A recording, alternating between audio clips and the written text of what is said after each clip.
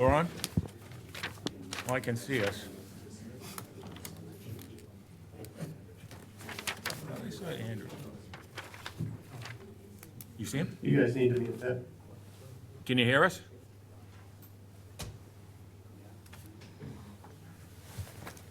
Well, we can see him at least.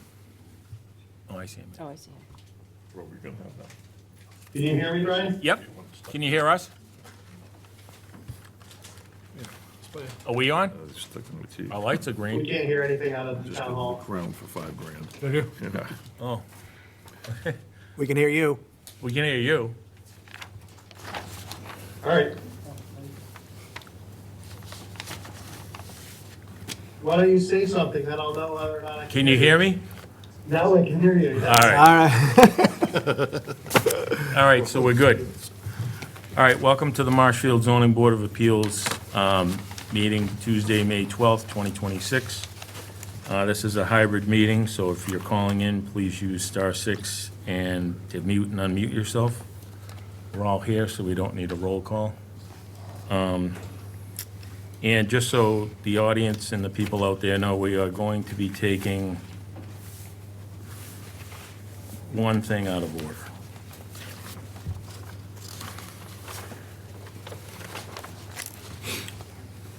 What is it, B?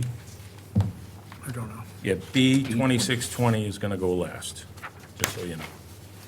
All right, so we have 2619, Peter Denault, petitioner seeking a special permit in accordance with 305-902, 305-1012 of the Marshfield Municipal Code to allow the demolition of an existing non-conforming single-family dwelling and reconstruct a 30-foot by 69-foot single-family dwelling and associated accessible egress ramps and stairs on the property located at 203 Standish Street, further identified on the assessor's maps as being on parcel K120604, located in the R3 zoning district.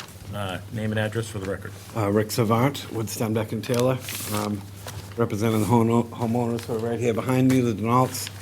As you stated, we're seeking a special permit for a raise and rebuild project here on the corner of Standish and Concord Street, removing an existing cottage that's in place and replacing it with a new flood-compliant structure that'll be elevated on wood piles.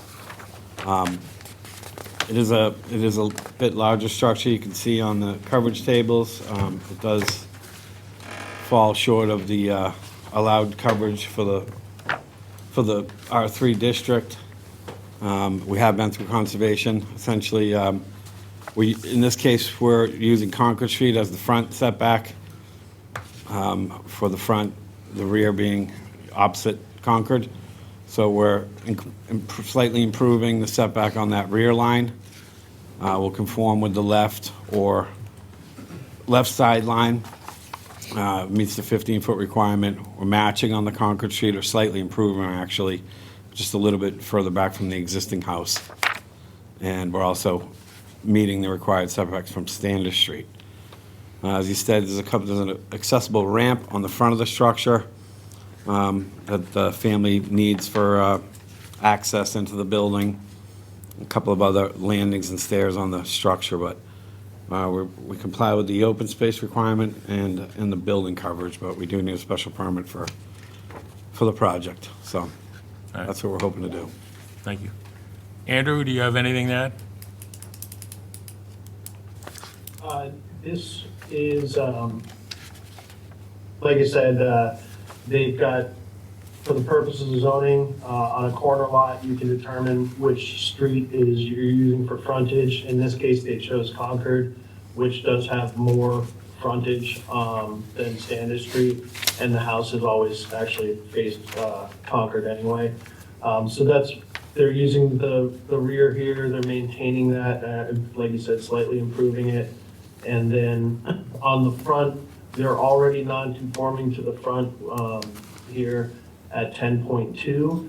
They are going to slightly increase the nonconformity with the covered entrance over the ramp here, but that's under the Balalta standard. If you find that it is not any more substantially detrimental than the existing nonconformity, that is allowed. But the accessible ramp in a flood zone or in any zone actually is allowed within the required setback under our zoning bylaw.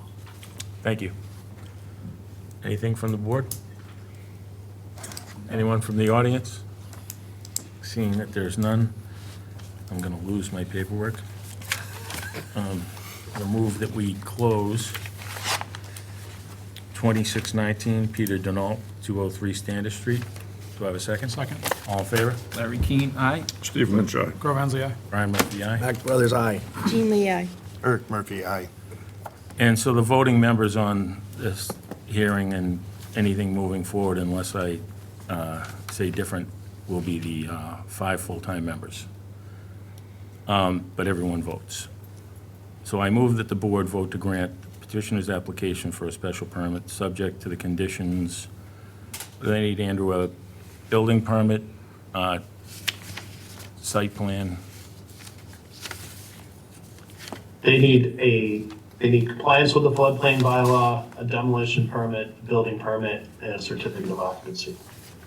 Those conditions based on the finding that the applicant's proposal to demolish the existing non-conforming single-family dwelling and reconstruct a new 30-foot by 69-foot single-family dwelling and associated accessible egress ramps and stairs on the property located on 203 Standish Street, which is located in Wrexham and on the northerly inland corner of Concord Street and Standish Streets, shown on a site plan showing proposed replacement house dated February 4th, 2026 by Stenbeck and Taylor Incorporated, Gustavo Raposo, PE, and Richard Savant, PLS, and a progress set of plans from Dick Rockwood Design Incorporated, dated February 9th, 2026, 18 pages, meets the special permit criteria of sections 902 and 1012 of the bylaw. Andrew, you mind rolling up our 10 points?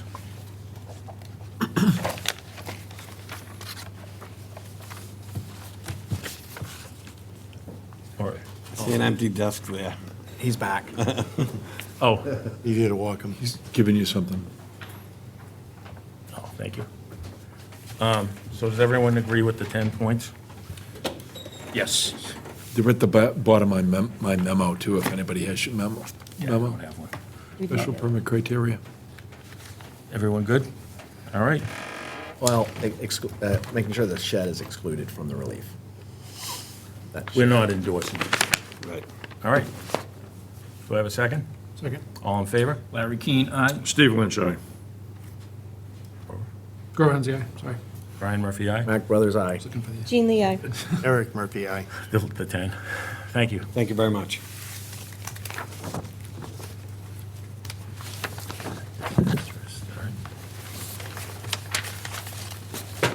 So now we have 2621 Lorraine Flahive. Got that right? Is anyone here? Are you again, Rick? Yep.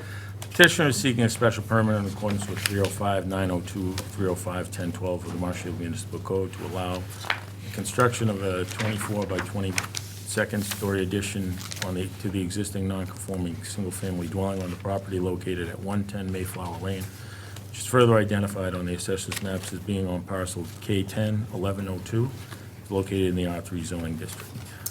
Go ahead. Again, Rick Savant with Stenbeck and Taylor. Proposed addition project in the R3 here. These folks are proposing to put a second-story addition above their existing portion of the house. Staying within the footprint, there isn't any change to it at all. So, existing non-conforming structure and lot, and just seeking a finding for that second-story addition. Andrew, you have anything to add? No, this is, again, one of these situations where it's a non-conforming structure, it's a non-conforming lot, but the extension or alteration that they are making will not make the structure any more non-conforming as it relates to building area, height, or any other aspect of the bylaw. Okay. Does this need a floodplain or? Nope. No. Good. Mr. Chairman. Mayflower Lane. Go ahead, Bob. Building permit. Andrew, did you take a look at that deck on the side of this property? I mean, I just looked at that aerial photograph and I couldn't tell how close that was. This deck? Yeah, maybe Rick knows anything about it. Well, I did see in the, that there was a permit pulled for redecking it. It just looked new. I mean, maybe it's replacing some of that was already there, but So it's pre-existing. Yeah, it's a pre-existing deck. I don't know of any real recent work, but I did see on the online permitting system that they had pulled a permit for it fairly recently to redeck it and railings and things. I was just looking at that, but I'm not even sure it's over 4 feet in height. portions of it are. We're not looking at that anyway. They were So any supposed to. questions from the audience? Any questions from the board? No. Seeing that there's none, I'm gonna move that we close 2621 Maureen how do I pronounce that? I believe it's Flahev. Flahev. 110 Mayflower Lane. Do I have a second? Second. All in favor? Larry Keane, aye. Steve Lynch, aye. Grover Hensel, aye. Brian Murphy, aye. Mac Brothers, aye. Jean Lee, aye. Eric Murphy, aye. I'm going to move that the board vote to grant the petitioner's application for a special permit, subject to the conditions, needs a building permit, plot plan, certificate of occupancy, based on the finding that the applicant's proposal to construct a 24 by 20-foot second-story addition to the existing non-conforming single-family dwelling on the property located at 110 Mayflower Lane, which is located in Fieldston, at the corner of Mayflower Lane and Town Way, runs parallel to Ocean Street, as shown on certified location plan, showing proposed addition dated March 19th, 2026 by Stenbeck and Taylor Incorporated and Richard Savant PLS, and 7-page progress set of plans from Rockwood Design Incorporated dated January 22nd, 2026. 20 pages, meets the special permit criteria of section 902, 1012 of the bylaw. Andrew, can you roll up the 10 points? Yep.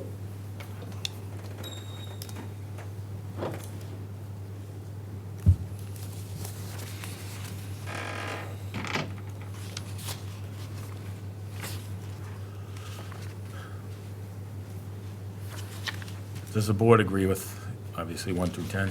Yes. I do. All right. Do I have a second? Second. All in favor? Larry Keane, aye. Steve Lynch, aye. Grover Hensel, aye. Brian Murphy, aye. Mac Brothers, aye. Jean Lee, aye. Eric Murphy, aye. All right, thank you. Thank you very much. Now we have 2622 Kenneth and Lisa McKim. The petitioner is seeking a special permit in accordance with 305-1302C1 and 305-1012 of the Marshfield Municipal Code for the alteration extension of an existing pier and dock on the property located at 122 Marginal Street, which is further identified on the assessor's maps as being on M060507, is located in the R3 zoning district and the coastal wetlands overlay district and the floodplain overlay district. Go ahead. Yeah, hello, my name is Kenneth McKim. Lisa, my wife and I own 122 Marginal Street, and within terms of the conditions of this 305, because we're within the wetlands, waterland district there, that we have to, it's required to have a special permit. So we've already gone through the whole process with our DEP and Concom on doing everything needed with regard to the site plan and delineation of the wetlands and everything that we need to do. Gone through the whole process here, and this is one of the last pieces of this, which is gaining another special permit for that. I wasn't aware, just kind of interesting that when you acquire a piece of property, a special permit doesn't go with that. You have to redo a special permit every time if it goes under change of ownership, I believe. At least that's what I was told at some point along the lines, in terms of maybe this. Don't know if that's the case or not, but just trying to follow what we're supposed to do and dot our i's and cross our t's to make sure we're doing what we need to do here correctly. So basically, we have a dock, we have a mess that needs to be replaced and fixed make it usable, so you don't feel like you've been drinking all day long just trying to walk to the end of it. And unfortunately, that's what we have right now. So we're just trying to fix what's there and repair it and get it moving with it. Andrew, do you have anything to add to this? Yeah, so it's an existing dock. There were some modifications done back in 2016, I believe, that got permitted with the building department, but they never did the zoning permitting that they should have done at the time. They're renewing the Chapter 91 license, making a couple of repairs to it, and I'm required to sign the municipal zoning certificate. So in order to clean up the record and make sure that we have the correct zoning permits in hand for the extension of the Chapter 91 license, that's why we're here, just to kind of really clean up the record on this existing dock and make sure that they can do the repairs necessary that they need to fix it up and keep it going for another 30 years or so, as long as the lease runs, or the Okay, license. thank you. Anything from the board? I have some questions. Go ahead. So I was just wondering, so where the float actually is on the end of the dock, right? Mm-hmm. How did you determine that that's where that could be located? I mean, was that at one time, did that go aground at low tide, and then they dredged it to make it so that there's water there now? That was on the existing permit that was back in 1996. If you we'll look at all the records going all the way. So I think it's just been dredged through the years and back and forth. That's what they got for a permit at the time. They went as far as they could go out with it, and that's what they have, and that's what's on the permit, and that's what we've duplicated in terms of what's there. So, like to your point, when you said about the plans were back in 2016, I have all that. It was done, all signed off with the engineer and with the DEP numbers and everything that went along the lines. It's just that one hand probably didn't see the other at the time, possibly back in 2016, but it's still all in according with the permit is in place. So there's no right now. confrontation between like the Green Harbor Yacht Club on saying that that might be their territory? None people- whatsoever. It's on the existing permit that's in place. Right, It's and then the according to- people next to you just applied to conservation to build a dock on the inside of you, correct? That is, yeah, that's my understanding, but that has nothing relation to what we're trying to do here. We're just, all I'm after doing is going through the whole process, which we went through with the Chapter 91 through the state, Concom, and everyone going through all, looking at the GIS and the mapping systems and everything that's in place to just repair what we have right now, because we have an issue there with trying to get it so it functions properly. But no, we're not changing anything. We're not altering anything. It's the same thing that's been there for 30 years, and all we're doing is fixing what's there. You're taking the fun house out of it. We're taking the real fun house out of it, yeah. Yeah, so that's all we're trying, we're not changing, altering, we're only fixing what's there. Anything from the audience? Bob, you got anything? No. All right, seeing that there's no other comments, 2622 Kenneth and Lisa McKim, 122 Marginal Street, move to close. Second. All in favor? Larry Keane, aye. Aye. Aye. Steve, Brian Murphy, aye. Mac Brothers, aye. Speaking Jean on Lee, Steve's aye. behalf. He didn't Eric say his Murphy, name. aye. He didn't say his name. Sorry, Steve Lynch, aye. All right, so now, I'm going to move that the board vote to grant the petitioner's application for a special permit. So the conditions we'd normally put on this are our standard dock conditions. Is that right, Andrew? Yes, they would still apply for this. Okay. And do they get is there a building permit for this? Yeah, they'd need a building permit. If they're gonna be doing any repairs, they'll get a building permit, All right, but so- if it's minor repairs, they may not even need building permit for some of the stuff they're doing. Just not on the docks, we don't do them. So a building permit, is there anything else other than our dock standards? You know, they really should have an as-built plan because there's some setback issue, you know. All right, so an You know, as-built. When it's done, When it's done. they should have an engineer certify where it is on the property. Okay, so an as-built. All right. Is that under an order of conditions, or is it? No, it's so the basically- board knows where the dock is physically located that they're approving. I mean, Okay, We're putting it in you our, gave us a plan, but the original plan, you know, is. right, no, I understand, no, yeah, I think actually, Rick's here from Stenbeck, and they actually did already most of that, it's already been done, so it's Yeah. just basically So you're just So going when to you're certify done- that. certify what's been done. correct. When you're done, before you get your certificate. Even of though we're in a closed. Completion, you'll just get it. Okay, that's fine. Bob breaking the rules over there.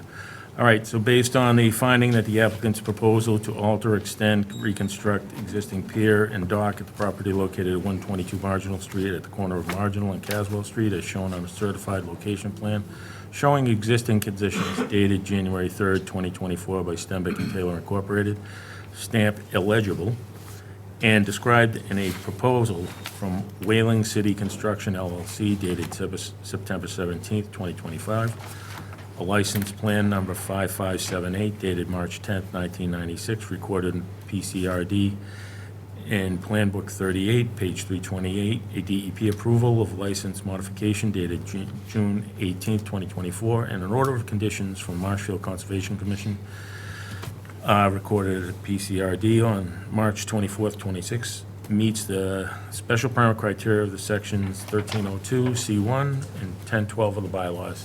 Andrew, can you roll up our 10 things to agree with? They wouldn't really be applicable for this, All right, perfect. because this is coastal wetlands district. Do I have a second? Second. All in favor? Larry Keane, aye. Steve Lynch, aye. Grover Hansel, aye. Brian Murphy, aye. Mac Brothers, aye. Jean Lee, aye. Eric Murphy, aye. All right, Thank you. you're all set, thank you. Okay, thank you very much. Now we have Thanks, 26, Ken. Thank you. 2623 L1 Commerce Way Realty LLC. Are they here?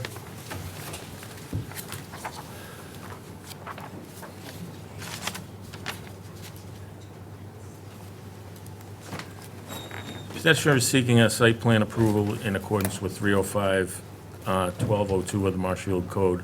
Construction of a new 16,000 square foot building with a wholesale transportation and industrial use, number 3, an accessory use, number 8, and 1877 acre lot proposed to be subdivided from the 3.83 acre property located at 125 Commerce Way, which is further identified on the assessor's maps as being on parcel D0901 28B, located in the I-1 zoning district and the planned mixed-use overlays. Name and address for the record.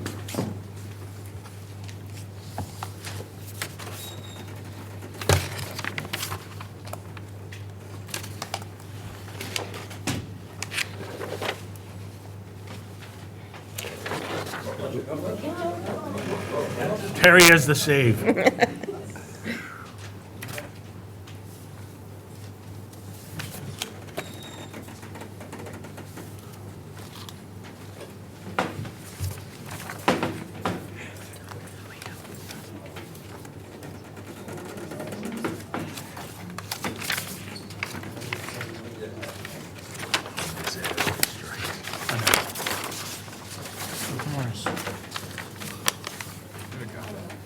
Got it.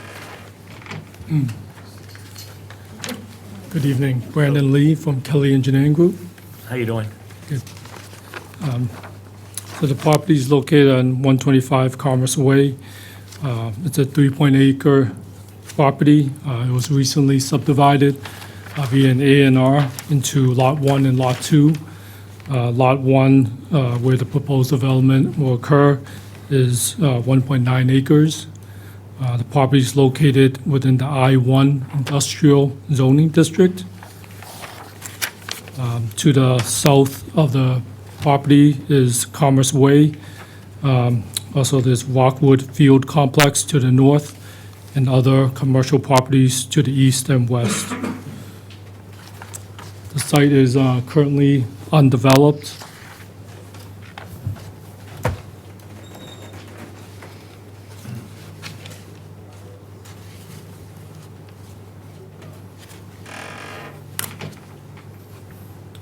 Currently undeveloped, consisting of existing woodlands. To the bottom of the page is 125 Commerce Way, and the green line is the proposed lot line. We're calling it 123 Commerce Way.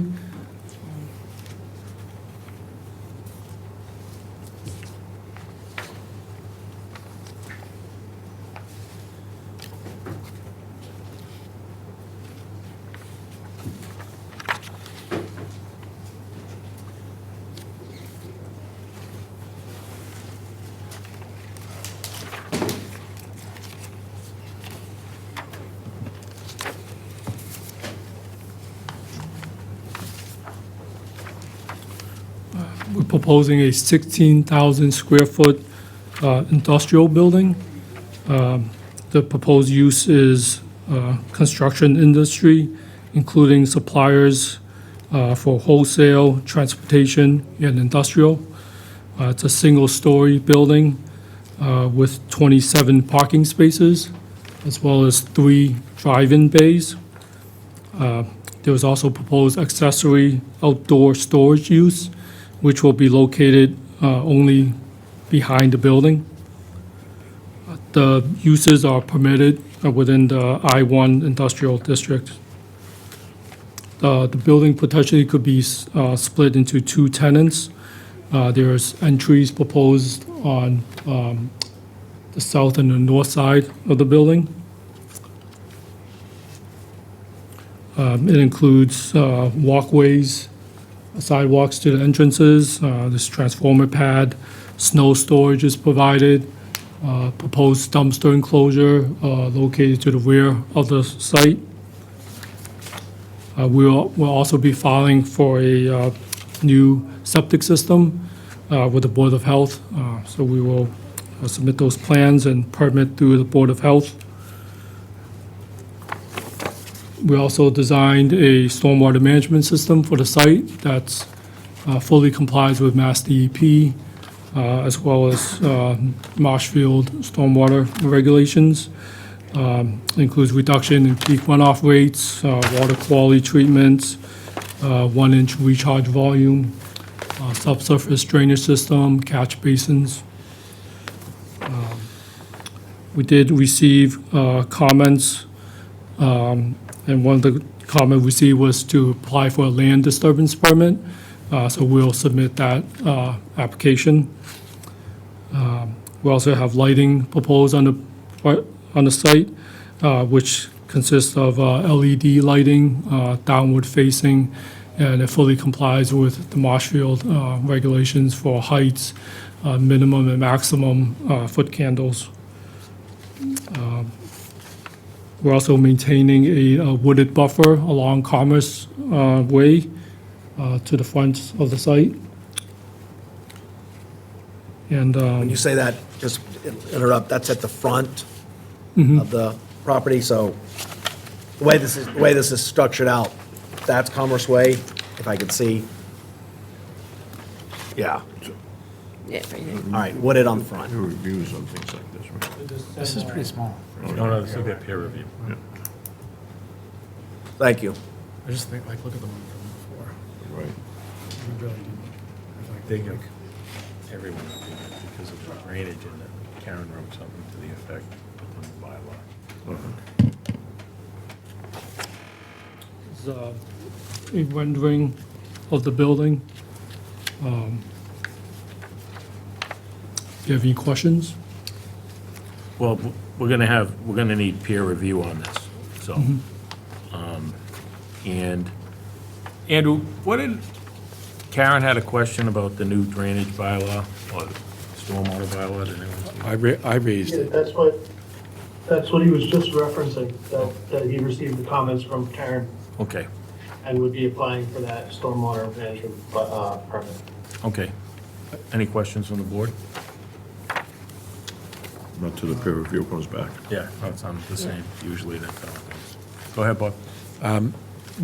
Question and a comment. Has the lot been created yet by a planning board A&R plan? Yes, it's been endorsed. Okay. Do we have a copy of that plan in the submissions? I'm not sure we do. If we don't, could we get a copy? Yes, Because absolutely. we'll make reference to it in the decision. Second, I think the board would be advised to have peer review Yeah, we're gonna have because peer review. most of the lots that are up there in the industrial park are being all the stormwater's going into the main system, and this one's on its own. So I think you need to have at least Pat Brennan check the stormwater calcs. Definitely gonna have that done. Is there any question from the audience on this? Seeing that there's none. Andrew, when's our next door? Well, we're gonna need time to get in touch with Pat, so, when do you see that we could do this? Is he there? We have a meeting on June 9th, and we have a meeting on May 26th. Probably the June 9th we'll shoot for, and then hopefully we can get all our information back, and we can all read it by then. All right, so we're going to continue 2623 L1 Commerce Way Realty LLC, 125 Commerce Way, to June 9th, 2026. Do I have a second? Second. All in favor? Larry Keane, aye. Steve Lynch, aye. Graham there. Brian Murphy, aye. Dyke Brothers, aye. Jean Lee, aye. Eric Murphy, aye. Thank you. Thank you.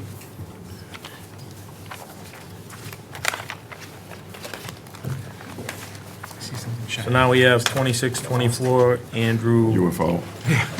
Gittleman, Modest Roots Brewing Company. Petitioner is seeking a site plan approval in accordance with 305-1202 of the Marshfield Municipal Code for the change of the use from municipal conforming uses of realty, retail and service use 1 to retail and service use 11, to multiple conforming uses of retail and service use 1 and retail and service use 3 on the property located at 25 Dyke Road, which is further identified on the assessor's maps as being on parcel M070313A, is located in the B4 zoning district, the Brent Rock Village Overlay District, and the floodplain overlay district. Name and address for the record. Andrew Gittleman, 148 West Street, Duxbury, Massachusetts. Go ahead. So, yeah, we're looking to do a zoning change from the current building is a multiple retail space, and we're looking to change it to a retail space and a restaurant. We're looking to do just an internal renovation of the space, which was submitted to the building department. And we propose doing some additional parking spaces that need to be more identified, that currently are not very clear on what is there. It's currently zoned B4, which restaurant falls within the zoning for that area. We're not doing anything to the exterior of the building. It currently has a handicap ramp, which will stay in place. It has a loading dock, which will stay in place. And the other parking will be better defined. And then there is also an auxiliary parking lot down the street that offers public parking for the area as well. Okay, That's all I got, sorry. pretty straightforward. Yeah. Andrew, do you have anything to add?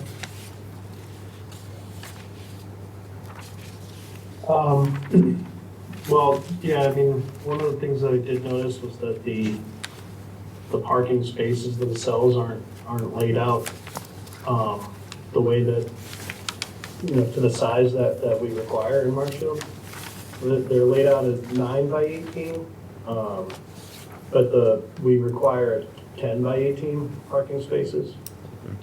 So that was one thing I noticed on the site plan when I saw it. It is a change of use. It's an allowed use, but one of the issues is that the parking that is being supplied here with the 10 spots, if we go by the bylaw, for the number of seats on the inside, I think was calculated as 78 based off of the floor plans. So they would need 20 parking spaces according to the bylaw, plus what they would need for the retail store, which I believe is 2. So that's something that needs to be considered too on this, whether there's a combined facility that can be used, an adjacent lot or adjacent, use under the bylaw, or a town parking lot adjacent, that would fit under that combined facility provision under the bylaw. That'd be up to the ZBA. But the one thing I did notice was that the size of the space, it was undersized. It's supposed to be 10 by 18, and it's supposed to have 100 square feet of kind of maneuvering space behind it. Thank you, Andrew. So Bob, down in that district, are they allowed to use the public parking? I'm just Thanks. pulling up the provision of the bylaw right now. They may need a special permit depending on the distance. Yeah, with, You know, you're allowed to use public parking within a certain number of feet, but then you need a special permit to use anything more than the 500. 3 or 500, I can't remember off the top of my 3 or head. but 500. I'll look it up. You know, I flagged the same thing that Andrew did. You know, our parking is one space for every 4 seats in a restaurant. So Andrew and I were talking about how many seats in the restaurant, and there's a proposed outdoor area too. And this lot is actually bigger than what's being shown here. There's actually 2 buildings, and everybody that knows that area knows the post office, which is located on the left on the site plan, and then, you know, the former ice cream place or way back Sandy's on the right. And so there's 3 buildings on one lot. And I don't think this has been divided up. And, you know, between the 3 kind of spaces, there's probably enough parking, but it's not shown on site. So, and I guess my concern, which is an extension of Andrew's concern, is that if the post office space were to be developed going forward, and that needed parking, and then the former ice cream place or Sandy's way back was to be developed, they'd need on-site parking. And then where is everybody going to park? Because probably not going to be enough parking for everybody. And I'm sure, you know, people would park where they could. You wouldn't want them to be parking at the Brent Rock Market and, you know, if the restaurant ever reopens at the former Haddad's, they've already they've got on-site parking, but they also use that parking lot there that we use for beach parking. And, you know, there's a whole bunch of other uses that are going on in Brant Rock and further that are proposed, so. So is this something we should probably continue and address? Well, I think the site plan has to be updated to show compliant parking spaces. And I think that, I mean, when this is a retail space, people are kind of in and out. Right. You know, if you're sitting down and you're going to drink and eat there, which, I mean, the use is an allowed use, so it's Yeah. not that anybody is opposed to that, but I think they're going to come up with a parking solution. I would agree. Anyone else on the board? I thought they would have rights to the 2 parking lots. There's a town I parking would lot think right so, to the too. left, plus Right. the Just parking has to in the be Esplanade identified. itself. So I think that's a situation they'd be able to overcome. They would have the right to use it. Yeah. But generally speaking, we show the site plan, which show the distance to the parking lot They to know gotta whether show they those. need a special Yeah, permit. No, I understand. Steve? So I have a few questions here. So the distance between the back end of the 9 by 18 parking spots that you show on this plan, what's the distance between the back of that to the fog line on the street? I don't know exactly. Well, that's crucial, because this These is are a currently real where busy this- area, would cause all kinds of traffic going out of Brant Rock Supermarket, and that would be coming out of This here. is currently where the parking spots are as of today. They're just not, the lines are there, they're just not as clear as they should be. So that's something, when you come back, we're gonna extend this, obviously. Hopefully you can have some answers. And you're gonna do outside dining, how many seats are you planning there? 12? 12, so we're going up to 90 on seating, divided by 4. And so, the area, it says here that you're gonna have a fenced-in area here, in the outside dining? That is the plan, correct. With separating the outside dining and all the parking in the front? And we will have the concrete parking stops in the spots as well. Yeah. But the bylaw says that you're supposed to have this parking for all these seats on site. That's the town bylaw. This was a conversation I had with Andrew before I even thought about moving into this space. He mentioned that because we were within the 500 feet of the parking lot to the left, the beach access, that, If we want to give you that. oh, no, he just mentioned that that was an option. I mean, yeah, no, there is beach parking, Yeah. there was a lot of beach parking to the left there. Yeah. But what are you gonna do during the day when people who are going to the beach have to pay to use that parking lot? I'm hoping people will use public transportation or use, car, Ubers or Lyft to get, I mean, there's tons of people that come down there in the summer that aren't just driving their car and parking there. Otherwise, no one would have any space to park down there. Because this is like highly congested area in the summer. In the winter, because the Brent Rock supermarket's across the street. Well, I'd like to know the distance between the end of the parking spot and the fog line in the street, Okay. for sure, in the next meeting. Go ahead, Jay. So, Oh, JJ had a question. We'll roll this way. Just in a broad sense of this, we could find a bunch of things wrong with this. The one thing I find wrong with it is that someone's trying to come in here and bring business to the area to make this area better, in my opinion. I think we should try and find a way to make it work for this person, whether or not it's him or whoever it is. Right now, it's just like, there's nothing going on down there. There's plenty of parking right now. I just feel like we should be working with people to try and bring in business to the area, in my opinion. Does Marshfield have an alcohol license available to be I purchased? already have one. You already.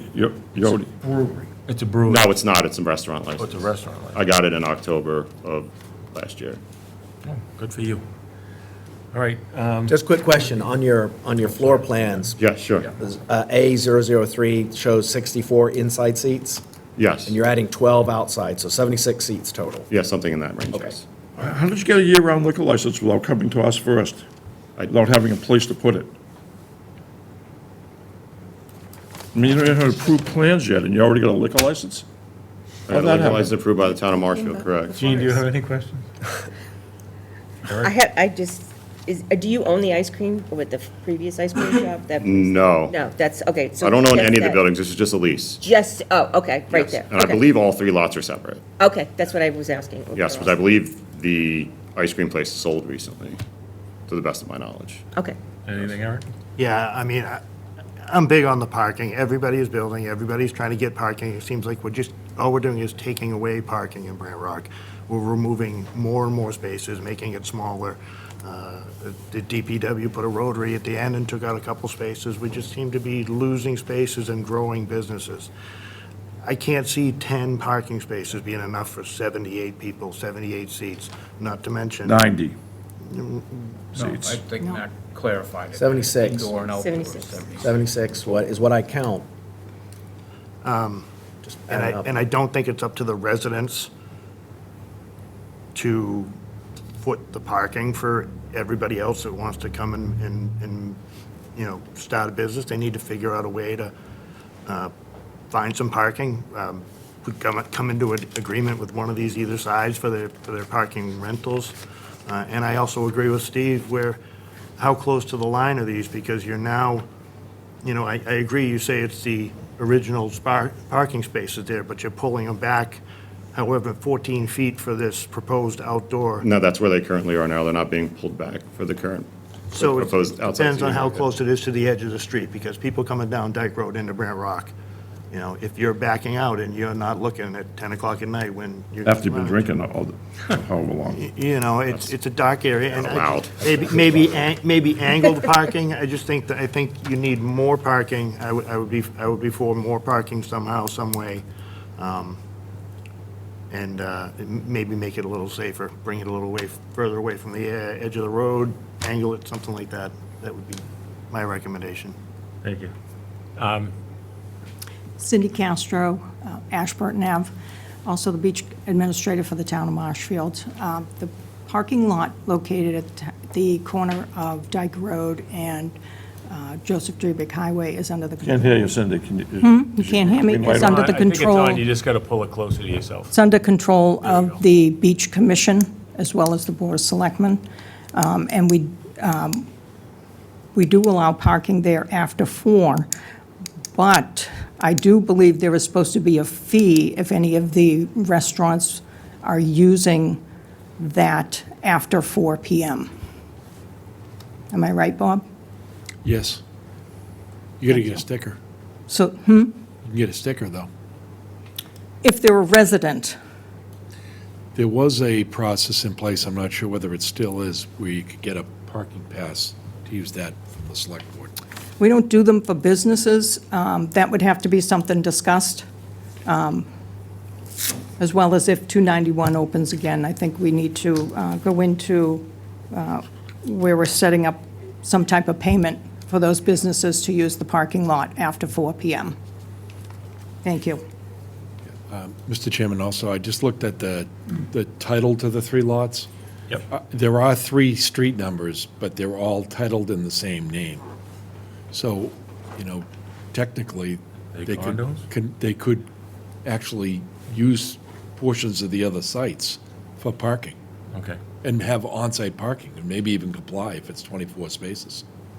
all right. So I think you got a, Can I say one more thing, no, please? thank you. Cindy, so how's the liability work if we take money for people to park from places that serve alcohol, and then there's an accident in the parking lot that you control? How's that liability work? I would ask Bob. That would be a question for the town council.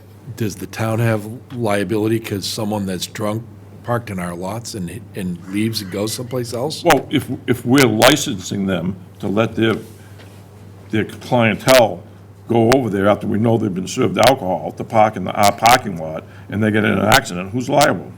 The persons that serve them the alcohol, not the town. With the licensing authority to let them use it though, right? John Morrow, 92 Dyke Road. You're on, you just pull it closer to yourself. John Morrow, 92 Dyke. Go ahead. The parking lot everybody's talking about floods in a nanosecond whenever we have a high tide. And that's something that should be thought about. That's one of the first things, I live right down the street from it. If the marsh gets any water in it, there's water in that parking lot. Okay, thank you. Anyone else? Anyone online? Anyone new? All right, so we're Real gonna, quick, that's not gonna be a brewery anymore, it's gonna be a restaurant, bar room. Jeff 63 Ashburn. hold on, we have a conversation going. Sorry. No, just curious. We will not be brewing beer there. Okay. Correct. One more thing to say. Right. So, Go ahead. Can you pull the mics closer? Steve's voice? We want to hear Steve better. So, but Bob, what about if Dennis decides to develop the other 2 side lots and he needs parking for that development? Then what are we gonna do? That's the point that I was trying to make from the beginning, that if there's uses that are redeveloped on the other abutting buildings, because they're all on one property, then you've got a much bigger problem. And it's possible that they may not be able to sustain 3 uses, given the change of use on this property. You could possibly let them park at the ice I cream. mean, you could create an arrangement right now where they will park on 33, which is the post office parcel. The post office building is in awful shape, and, that could very easily be a parking lot. I'm sure you could get 24 cars there. Okay. Thank you, Steve. Who is out there online wanted to speak? This is Jeff 63 Ashburn. There was a gentleman that referred to. Hold on, what's your name? Jeff from 63 Ashburn. Yeah, what's your full name? Jeff Winsper, 63 Ashburn. That's better. Thank you. Go ahead. Can you hear me all right? Yes. Okay. There was a gentleman that mentioned something about the flooding, as if that was a deterrent for a person trying to create commerce in an area, as opposed to suppressing and remaining the same. If a resident of Marshfield decides to park in an area where there's flooding, isn't that the responsibility, or logistically understood, of the individual to take that risk on their own, as opposed to a town trying to manage or mitigate people who may not understand? Why is it up to the town to try to inform people that we live in an area where it may or may not flood. If they decide to park there and their car gets flooded, that's their problem. Thank you. Mr. Chairman, Go ahead, Bob. Just a couple of insights. I mean, if people park there and it floods, we have to put our public safety people down there to get the vehicles out. They could cause environmental damage. And if someone is not paying attention, it could involve a rescue. So those are some of the reasons why the board has to consider these issues. And it's not just on the individual person that leaves their car in an area that floods. Understood. There was a gentleman who spoke earlier that said something to the like of, it's not verbatim. Let's find a way to make it happen as opposed to find a way to make it not happen. If you don't make it happen, it's just gonna end up being the continuous blight that it is. So I suggest that we think ways positively to make it happen for a gentleman who wants to drive economic resurgence in the area. Thank Hey, you. Brian, I got something to say. Oh, I think Eric is first. Okay, go ahead, Eric. Yeah, just to what Bob says, I mean, if a couple cars get totaled, that goes on everybody's insurance rate. If it happens every year, your insurance rate go up and up and up, and we're just trying to protect the town insurance rates. Bob said environmental, it's not just flooding. Thank you. Car insurance is. Hold on. I'm going to mute you if you keep speaking. Thank you. Go ahead. So, that building is being used right now as commerce. It's not like it's some vacant building. And now we're gonna go from what is being used for now selling shirts to selling alcohol. There's a big difference here. Secondly, I believe that if your customers are gonna park in a parking spot that floods, you have a responsibility to warn them.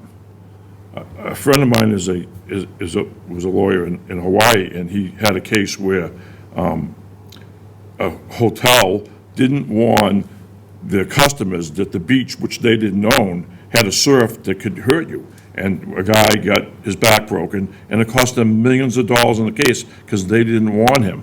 So there is definitely some significant back to where they have some responsibility for their customers parking in an area that you know has flooding. I mean, if there was flooding in that area, I wouldn't be open that day. Like, if you couldn't get into the building to serve people. It doesn't work like that, though, believe It me. doesn't happen like that. All of a sudden, it comes flying in. You open at noon, and at 5 o'clock, it's 3 Yeah. feet deep, But and you're in this- trouble. This building is clearly the driest area in Brent Rock. One. Two, the building, yes, it is being utilized, but it's clearly being underutilized. There's a lot more potential for that building. You can't get to that building in a flood storm. Sure you can. My view is this, you need 21 parking spaces for the two uses, the new brewery and then the retail beside it. You need 21 spaces. You got 10, somehow you got to either find 11, access 11, or find a way to get within the zoning. But I applaud you for trying to put your money into a business and growing the economic base of the town. Can I just make another? Go ahead. I mean, right next door, they probably have 11 spots they could use right now. Now, I- It might impact. But that's why I think And that's we a have to look. conversation I can have with the landlord, but I can't Right, do it that's why right we this have to, we'll second. give you the Yeah. opportunity. Yeah. You've heard, no, you're not talking. You can't talk. That's the Mute landlord. them, mute them, mute That's them. the landlord. I don't care. Okay. So, here's the thing, is you have to just go back and take a look at what you're doing, and then you can check that out once you can come back to us with the information we've asked for and see how you can get to that, all right? Yeah. Now, if anyone else would like to speak, you can raise your hand or Why don't you be going? ask. Brian, we had Diane Jordan had her hand raised first. Okay, go ahead, Diane. Since you're not going ahead, who's next? Sarah Hi, Crowley. I'm here. I am Go ahead, name and address for the record. Diane Jordan, Bancroft Street. Oh, go ahead.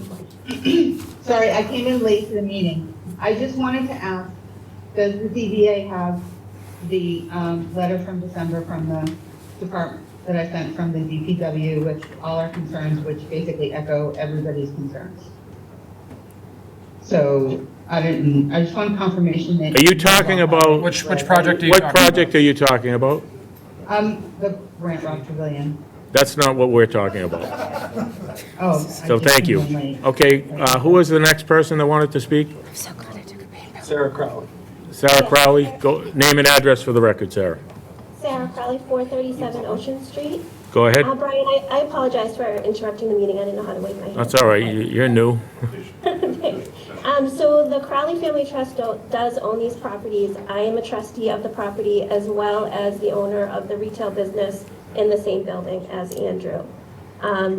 According to his lease, he does have access to 33 Dyke Road parking. We did give him access to those parking spots.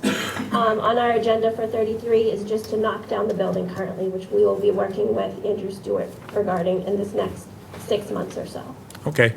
So all you have to do is, when we come back to the next, we're going to move this to the next meeting, just come back with some of the information we've asked for, and then hopefully we'll be able to decide it then. What All right. did we ask for? And we were not provided with a copy of the lease Well, or deed. we're going to need that, we're going to need, Just so it's clear, I want. yeah, it's obviously, to get to the 21 parking spots, if you have it on You're site, asking for. just come, show it on your plan. I don't want to make like that, I was trying to get around this. Yeah. It was a conversation No, that I had with listen, Andrew. that's and that's not- the only reason No one's saying that. that No I'm one's saying that presenting it here. this way. I'm not All trying we're to like say It's a I'm better process. You know what, it's than just it. the process we're Yeah. going through. We're in here tonight to discuss the site plan approval. We've got a few questions. I'm sure you can just go back, talk with Andrew, and he can guide you in the right direction. Okay, yeah. So do you think, Andrew, what is it, May what? 26th. 26th is our next meeting. Is that, think you give you enough time? Yeah, I think that does, yes. All right, I'm going to move that we move 2624 Andrew Gittleman, Modest Brewing Roots Company, 25 Dyke Road to 26. Do I have a second? Second. All in favor?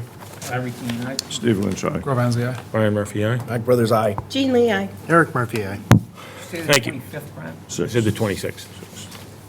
Thank you. Thank you, we'll see you then. All right, so now we have 2620 Drusopoulos. The petitioner is seeking special permits in accordance with 305-808N, 305-8080, 305-1301C, 305-1010, and variances in accordance with 305-801, 305-1305G, 305-1305H, 305-1305K, 305-1011 of the Marshfield Municipal Code to allow for certain changes allowed with special permits and certain changes requiring variances from the new mixed-use building within the Brent Rock Village Overlay District, and the properties located from 239 Ocean Street to 287 Ocean Street, which are further identified on the assessor's maps as being on parcels N070219, N070220, N070221, N070222, N070223, N070224, N070225, N070226, M070303, M070304, M070305A, and located in the B4 zoning district and Brent Rock Village Overlay District, the Inland Wetlands Overlay District, and the Floodplain Overlay District. Name and address for the record. Brian, before They we get likely, going, they likely have this on virtual. What? They likely have this on, like, you'll be able to see it on the screen. Okay, thank you. Yep.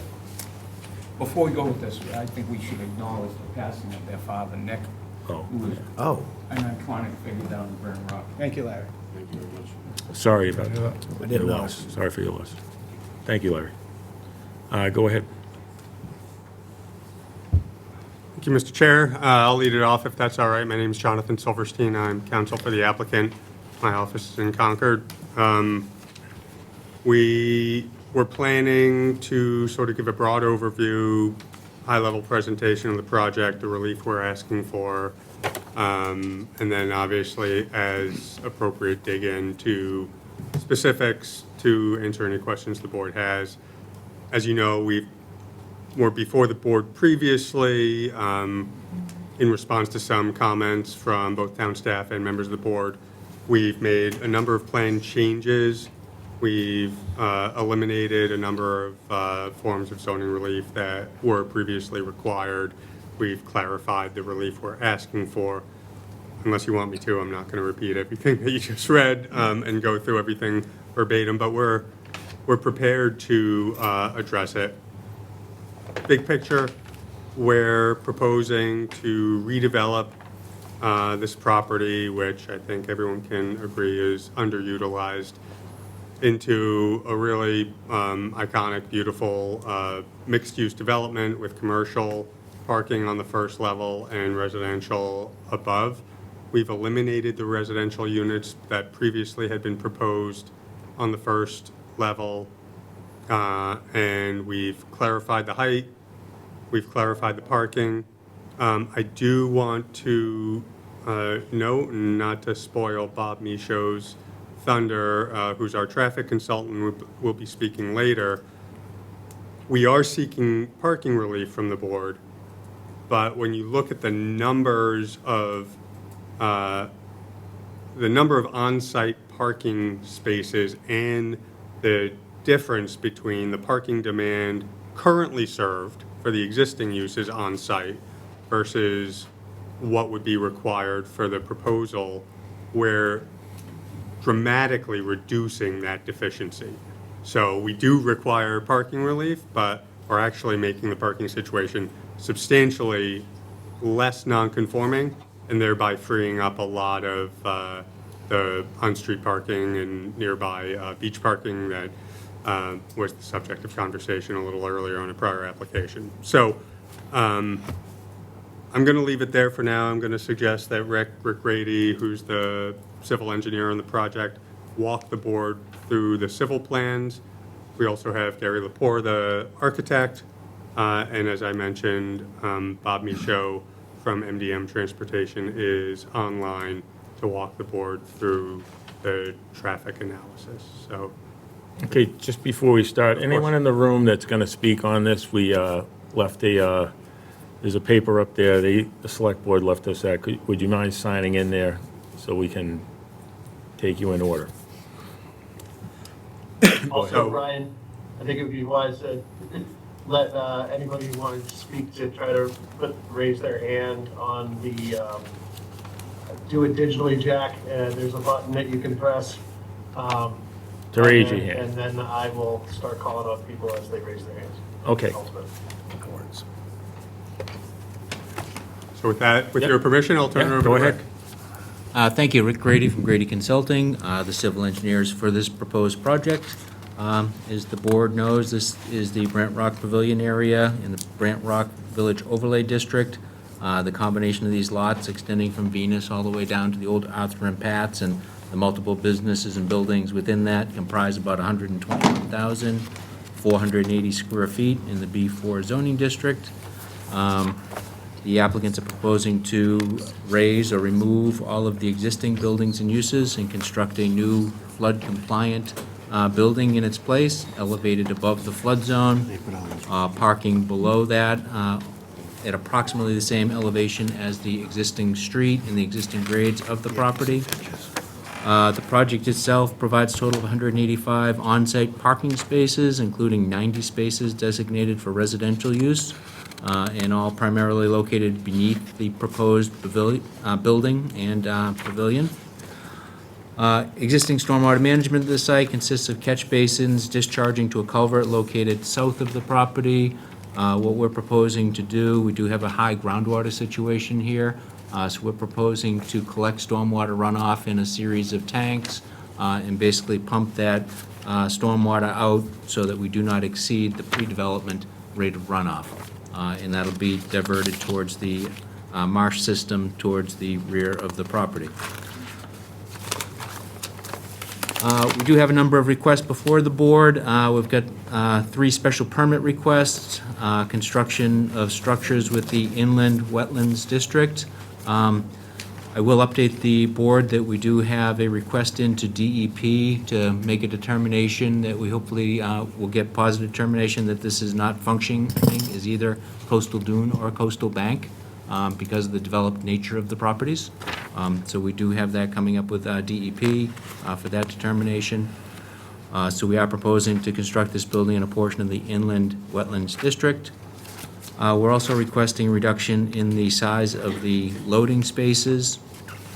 Bylaw says we need an off-street space used for loading or unloading, not less than 14 feet in width, 50 feet in length, and 14 feet in height.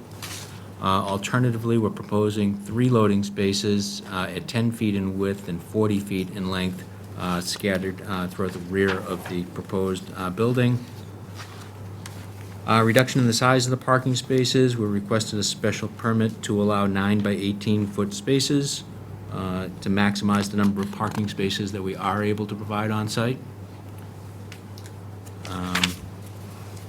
Those are the 3 for the special permits. We have 4 variances that we're requesting. One is on the minimum off-street parking requirements. We calculate the existing uses on this site to need 153 spaces. It's currently 28 spaces on site, giving us a net deficit of 125 spaces short. Again, stealing the thunder from the traffic engineer, but I did want to go through it for the variance aspect of it. The proposed site and use requires 279 spaces. We're proposing 185 off-street parking spaces, so that deficit is 94. So we're reducing the deficit from from 125 to 94. So a significant reduction in that deficit. Maximum building height, we are requesting a 9-foot variance on the proposed building height. I will leave it to the architect to go over the architectural aspects of that height that we're proposing. One of the requirements in the Brent Rock Village Overlay District is a 6-foot step back on the 3rd floor from the lower floors. We are stepping back the building by allowing that boardwalk type elevated pedestal there.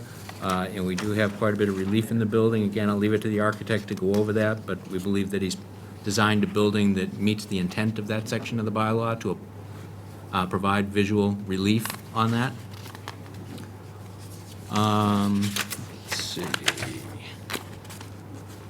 We are providing the required parking for the residential. We do have 1.25 parking spaces for each bedroom in all the residential units. The variance that we're requesting on that is that they be located on the ground level and not up above the flood zone, up elevated above that ground level.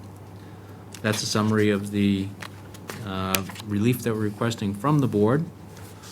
We are connecting to town sewer, we're connecting to town water, and we believe this will be a substantial improvement over the existing condition of the site.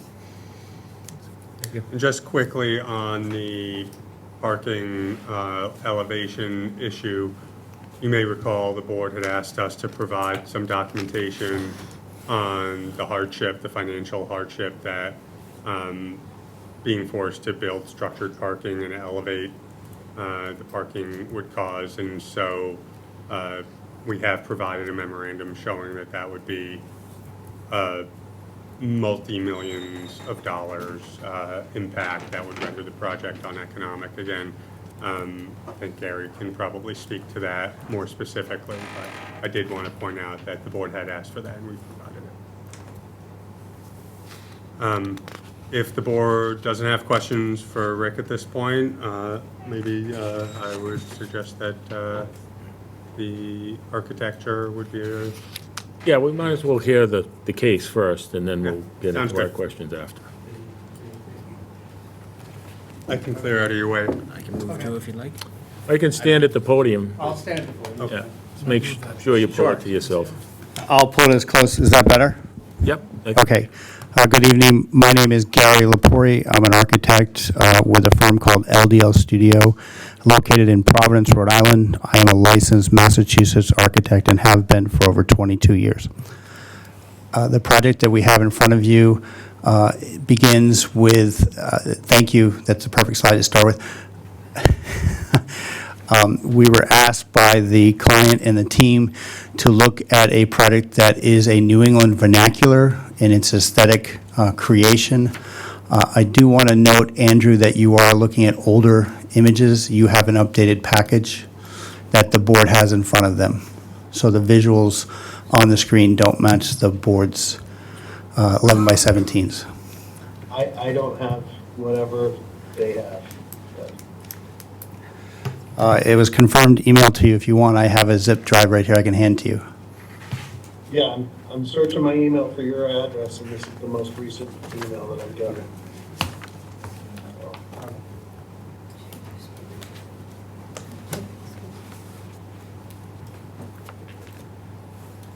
I will do the best then if you could jump to the level 1 floor plan.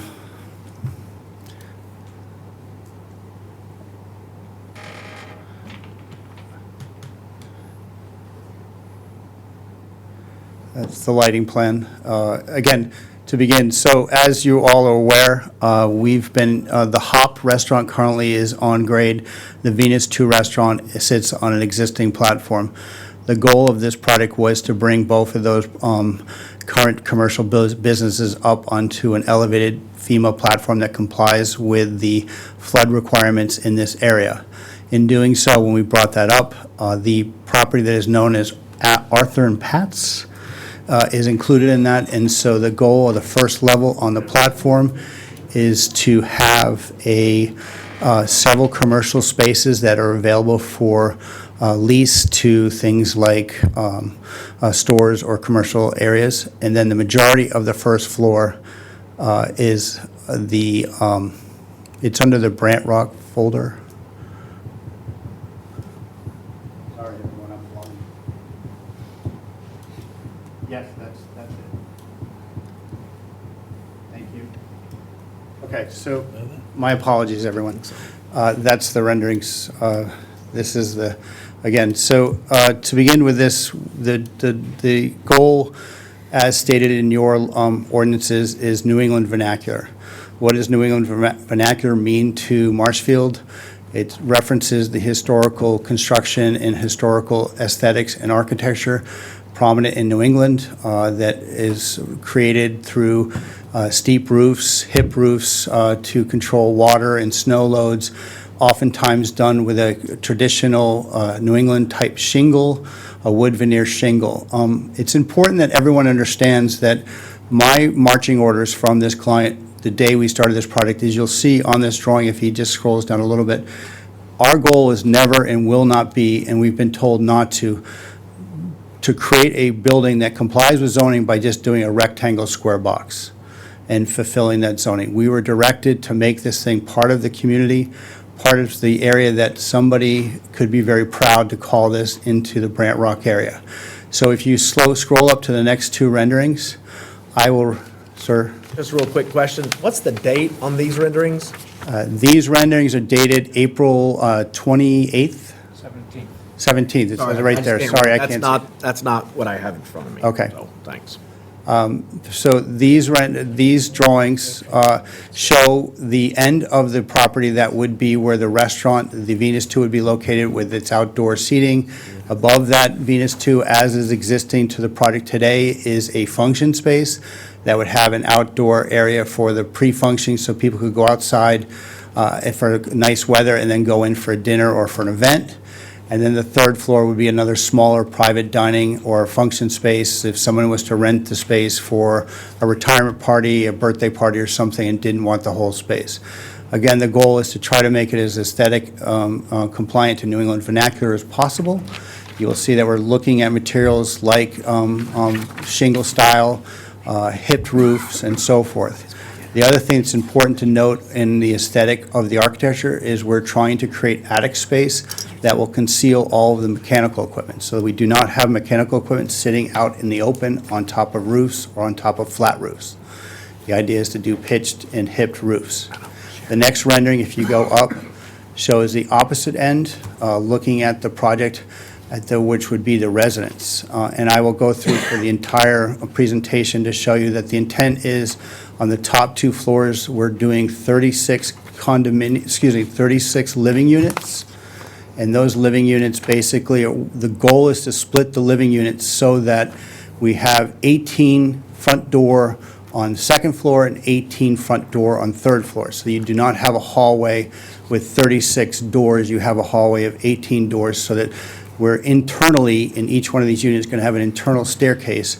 So in some situations, on the second floor, people would be entering into the living space, and in other situations, on the third floor, people would be entering into the living space, and then through an internal staircase inside of each unit, you would either go up or down to your bedroom areas. The project has outdoor deck spaces, outdoor plantings. The first floor, as Rick, the civil engineer, mentioned, the main building is set back from the edge approximately 12 feet in some areas, 14 feet in other areas, and in one area, 22 feet. That allows a concourse where people in public can walk along the front from the restaurants to find public seating that allows people to sit along that railing edge, along the esplanade, and then exit down at either end for code-compliant egress stairs, as well as a feature stair in the middle that will be much wider and inviting, so that it's clear that that's the indication for the direction of the restaurants. If you start then to return to the floor plan. So again, the goal was in these drawings and the design was for concerns of sound and so forth. We have collected all of the restaurants to one end of the project. So to begin, you have the Venus 2 project is going to be relocated up on this platform with glazing on 3 sides that have some doors that open up to outdoor patio spaces. The kitchen will be in the back alongside the restaurant bathrooms and back of house support areas, connecting to an elevator to support moving of food and products upstairs, as well as a necessary egress and life safety stairs. The other goal that we've tried to accomplish is we've broken the mass of the building up by creating a very large archway that is in the center right here that goes from the front esplanade side through the building to the back, so there's additional public seating in the back. That archway is similar to what you see at Rose Wharf in Boston, where you have a huge archway so that people can walk through the space and walk around. The Hop restaurant is then going to be located here in the back facing Green Harbor. The goal here again is to have some sort of large open glazing, perhaps a wall system that opens up in nice weather so that people can come in and out of the Hop restaurant and sit outside as well as inside. And then it's adjacent to that seating area, it's necessary kitchens and back of house support. We are then proposing, marching along the main esplanade, drawing right, is we're having 5 commercial leasable spaces with support spaces to support those commercial spaces. So originally, we showed units. The board asked us to take those units out, so we did so, and it was decided to create spaces that could support. So if a business was to occupy one of those spaces, they would have space for storage, possibly for management offices, locker rooms, and that type of thing to support that. If you could move to the second floor drawing. Okay, as I mentioned earlier in my presentation, the second floor at this end is the function space, where, again, like the current Venus 2 has, where people can rent that function space for events, and that has a support kitchen area that supports the ability to access that function space.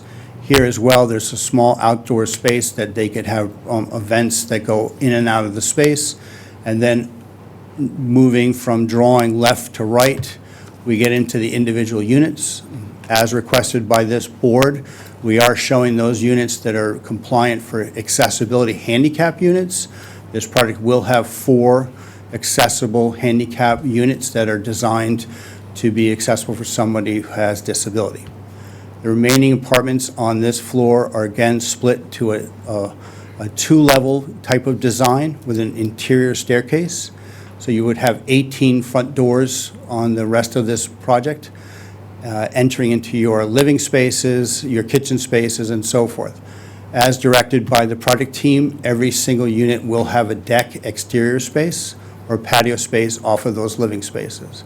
Internally, each one of these units then has a staircase to go to the 3rd floor, and that staircase would either go up to bedrooms or down to, up to bedrooms, or you start on the 3rd floor going down to bedrooms.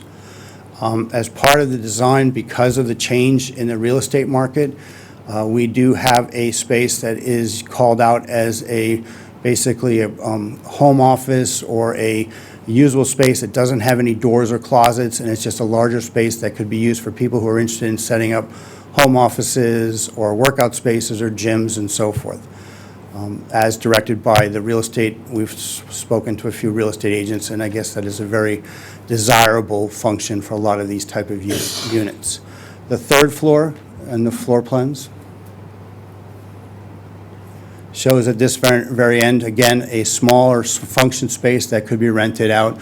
We're calling it the Sky Bar simply because it'll have 180 views to Green Harbor and looking out towards the bay. It will also have a small function outdoor deck and then support spaces, support that for somebody who is wishing to rent that for a party of like 35 or 40 people.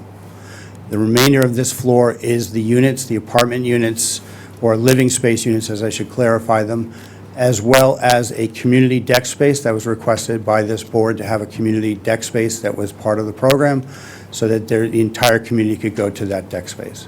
The elevations, as referenced in the renderings, show a aesthetic that we're trying to break it down and have it look more like that traditional New England vernacular that you would see on places like Cape Cod, Nantucket, or even further up the shore here in Hingham and those places. So you have a lot of that shingle-style look, large balconies with vertical railings, planting boxes, vegetation along the facade, and then a concourse and so forth on that first floor. And again, we're trying to do things like dormers to set back the elevation so that the massing is not simply a rectangle box that sits on the edge of its zoning allowable. It's trying to set things back and move the building mass in and out as it's being designed. Jonathan, that's pretty much the entire thing. I do want to mention a couple of things. We do show stone veneer along the whole facade of the base. That would be part of the design, as well as, Andrew, when you and I had spoken, we do show all the necessary venting doors for flood control as required by your flood regulations. Great, thank you, Gary. Last among the consultants that you'll hear from tonight is Bob Michaud. I believe Bob is online and should be ready to present the results of his traffic analysis. Yes. Can the board hear me okay? Yep. Yep. Okay, great. For the record, my name is Robert Michaud. I'm the managing principal of MDM Transportation Consultants. We're based in Marlborough, Massachusetts. And what I'd like to do is highlight some of the findings of our traffic and parking assessment. I put in a share request to Andrew. I do have about 5 slides that I'd like to use to point out what those key aspects of the study are. So, Andrew, if you... Bob, it looks like he just gave you permission. Great. So...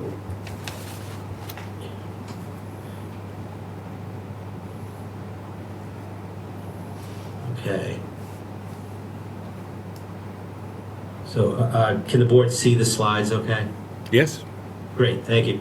As the board is aware, the site is fronting on Ocean Street. It actually is currently served by, it's supported by public parking principally that's located along Ocean Street, as well as the public parking area along Dyke Road, which is about 900 feet away.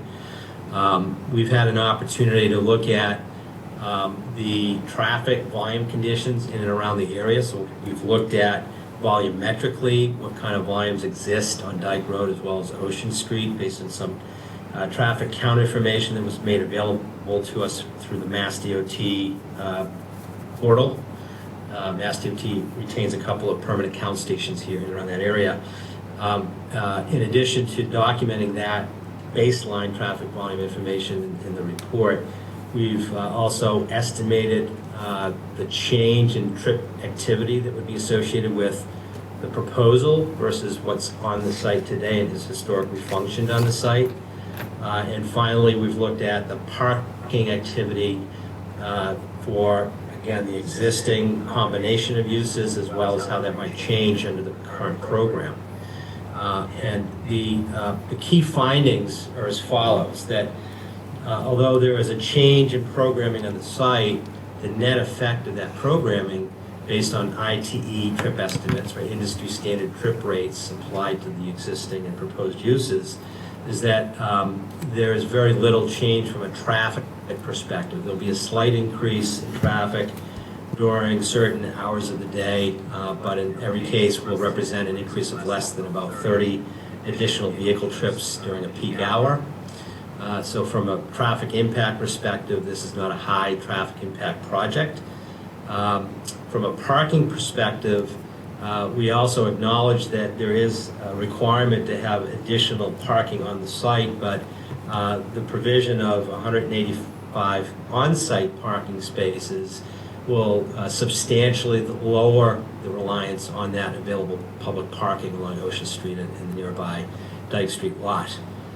In fact, we expect there to be not only less reliance on public parking, but fewer hours in which that reliance would be required, and I'll speak to that in a moment. From the perspective of the residential component, the residential component of this, from a parking perspective, is fully zoning compliant. All of those parking spaces will be located within the confines of the property itself. So really the parking analysis focuses principally on the change in commercial programming at the site and how that changes the reliance on that off-site parking. So we'll start with trip generation. To put this in context, what we've done is we've applied industry standard trip generation rates to the various uses on the property, both for the existing conditions as well as the proposed programming.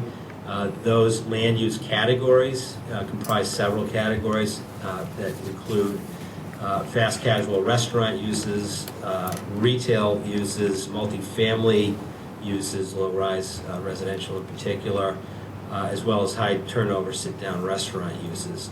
That combination of existing uses on an hourly basis during the highest generating periods in the morning and the evening hours on a weekday are projected to be, to range rather, from about 114 total vehicles per hour to 193 total vehicles per hour during the evening hours. So, you know, if you think of this in terms of a snapshot in time, the uses that exist on the site today during a morning peak hour period, which is typically something that would happen closer to the middle of the day, would have 64 entering vehicles per hour coming in and 50 leaving, for a total of 114. In the evening hours, which is closer to around dinner time, we would see 109 vehicles destined to the site versus 84 leaving for 193. And if we look at a weekend scenario, again, sometimes located, the hours closer to dinner time would be the higher generating period. We see about 166 entering vehicles versus 143 exiting vehicles for 309. If we apply the same process of estimating trips using industry standards to the proposed program, which is really the first column in this table, we can see that there is in fact an increase in traffic volume activity from the site, but you'll see that the net difference from where we are today to what we're proposing to do is a net change of 30 to 32 vehicles per hour. Right? So we're not talking about a project that is going to substantially change traffic generation per se. It will go up, but not to a point that we would consider to represent a material impact.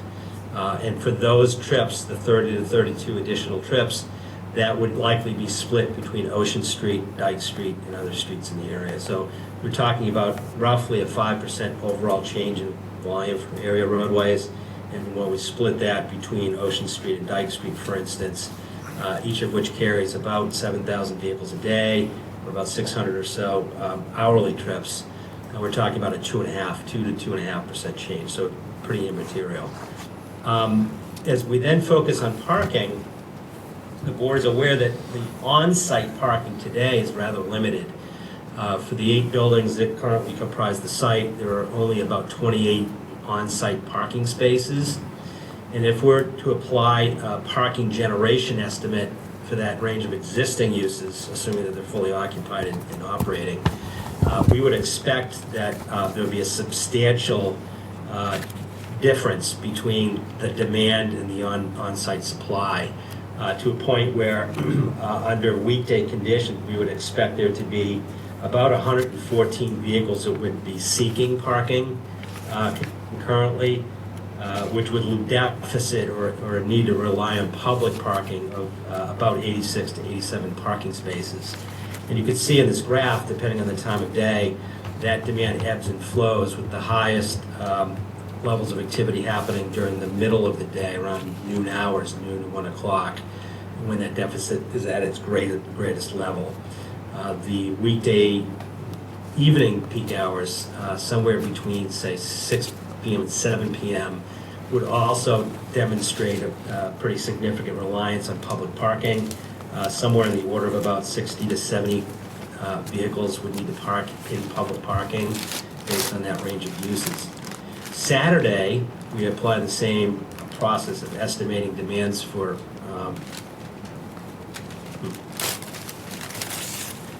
the top of this is mislabeled, I apologize, but this is the Saturday equivalent, and you'll see that on a Saturday basis, there are 12 hours of the day which excess demands above the 28 parking space supply that this site would rely on the use of public parking, to a point where the highest deficit in parking, in other words, the highest reliance on public parking, would occur around 6 o'clock at night, at about 93 off-site parking spaces.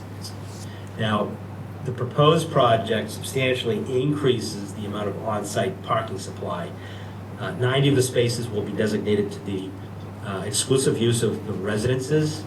95 parking spaces will be designated to the commercial and restaurant uses of the site. So we're making a substantial increase, going from the 28 current on-site parking spaces to 95 commercial spaces plus the 90 residential spaces. So the picture looks a lot different. On a weekday basis, when we estimate peak parking demands, you'll see that there are approximately 4 hours of a typical weekday, say from 12 to 1, 1 to 2, where we expect there to continue to be a reliance on public parking, but to a far less significant level.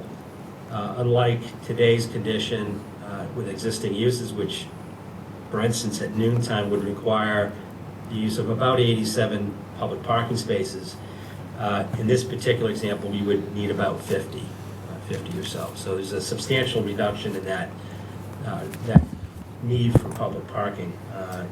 In fact, that public parking demand goes down by about 30 to 35 spaces. And you'll also see that as we look at other hours of the day, unlike today's condition, we only rely on 4 hours of the day, a weekday, to support or augment that on-site supply, whereas under existing conditions, that's actually 8 hours of the day.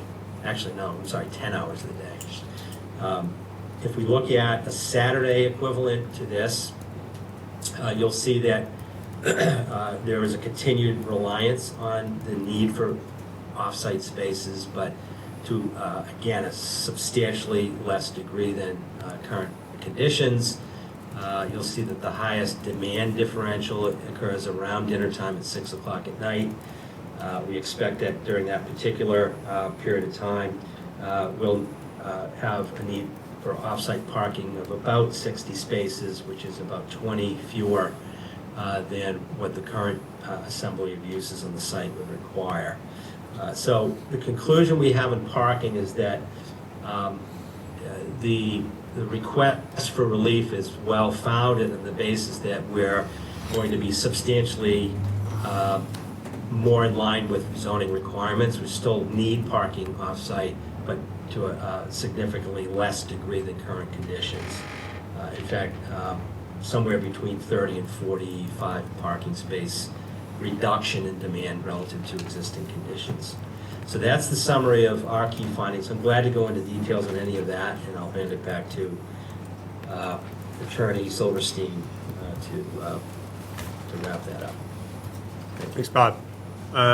So, Mr. Chair, that's our sort of high-level presentation. As I said, there's a lot of detail, and we're happy Are we going to first? answer any questions the board may have. We're going first with the questions. I'll turn it back to you. Okay, well, I guess normally I don't ask a lot of questions, but my first question goes to the variances, and what was your answer for number 6? Like, I know it said that thing was attached, but...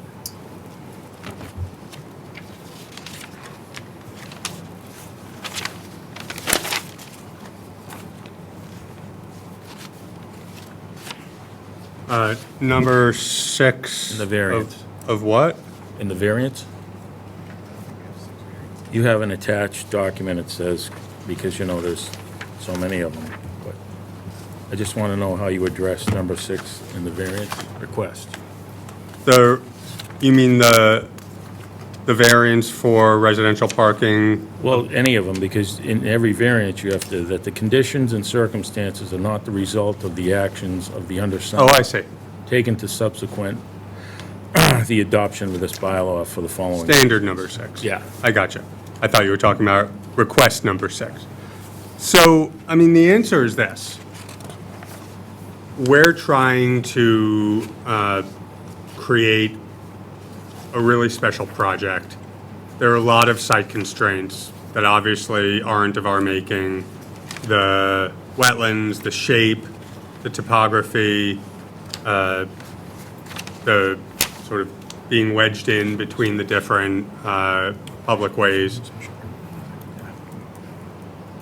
I mean, generally, the standard of not having what's called a self-created hardship, which is what that's really getting at, is, you know, you decide to put a pool in your backyard, and then you come in and say, well, I have nowhere to put my garage, so I want to put it in the front setback. You know, you did something that made it impossible to comply. The fact is, it's just impossible for us to comply. So I'll take the obvious one. The bylaw was changed on town meeting floor to impose this requirement to elevate the residential parking. First of all, I mean, at some point I'd be curious to have Bob Michaud speak to the parking requirement of 1.25 parking spaces per bedroom, as to how that sort of compares to generally what you would generally see across the Commonwealth. It's pretty high, but we're complying with it. But we can't comply with it because we can't comply with the requirement to raise it, because if we raise it, first of all, it's going to be financially impossible, and Gary can speak to the cost of elevated structured parking.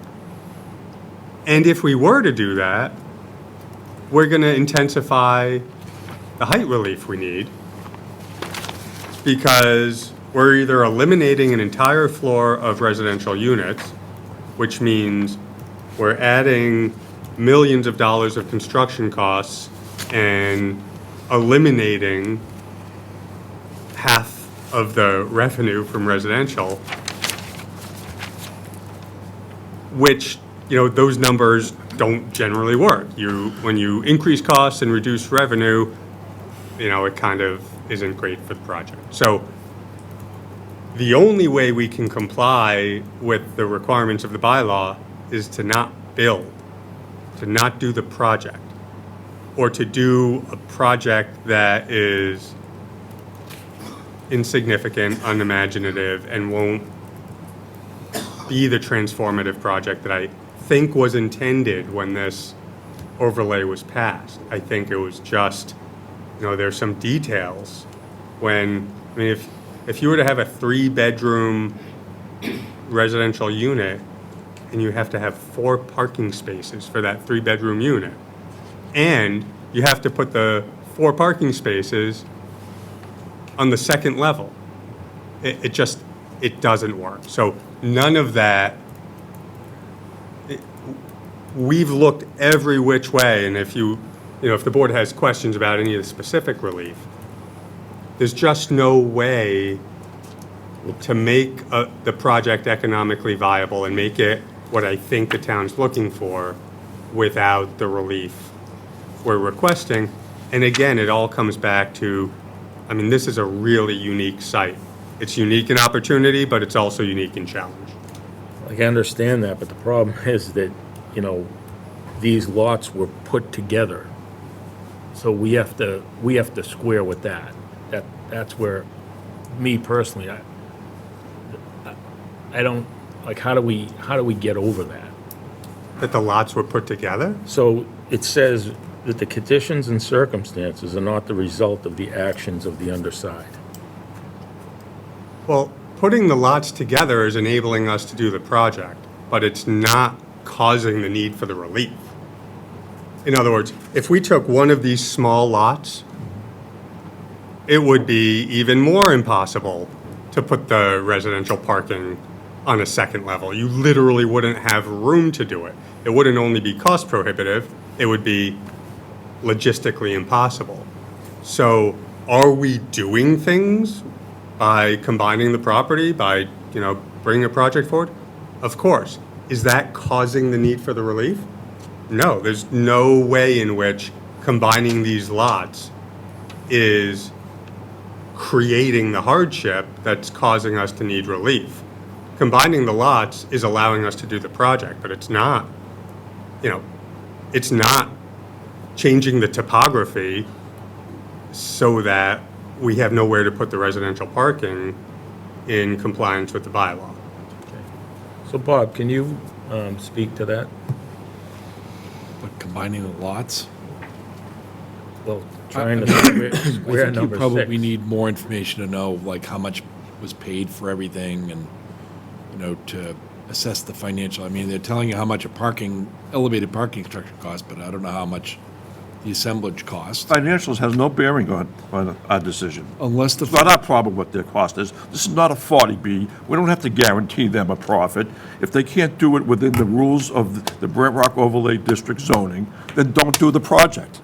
But so my question still, Bob, is that question is the one that always is tough to deal with, is that the conditions and circumstances are not the result of the actions of the underside. The financial hardship has to relate to the unique soil conditions, shape, or topography of the lot. Right, but this one says that they didn't cause the problem, correct? They can't be as a result of the applicant's own actions that they need the hardship, or they need the variance, right? So combining the lots together that's okay? There's nothing that prohibits them from combining the lots, but I don't know whether that created any more or less impacts or more or less need for relief. I don't know that. We haven't heard enough information to even understand that. Okay.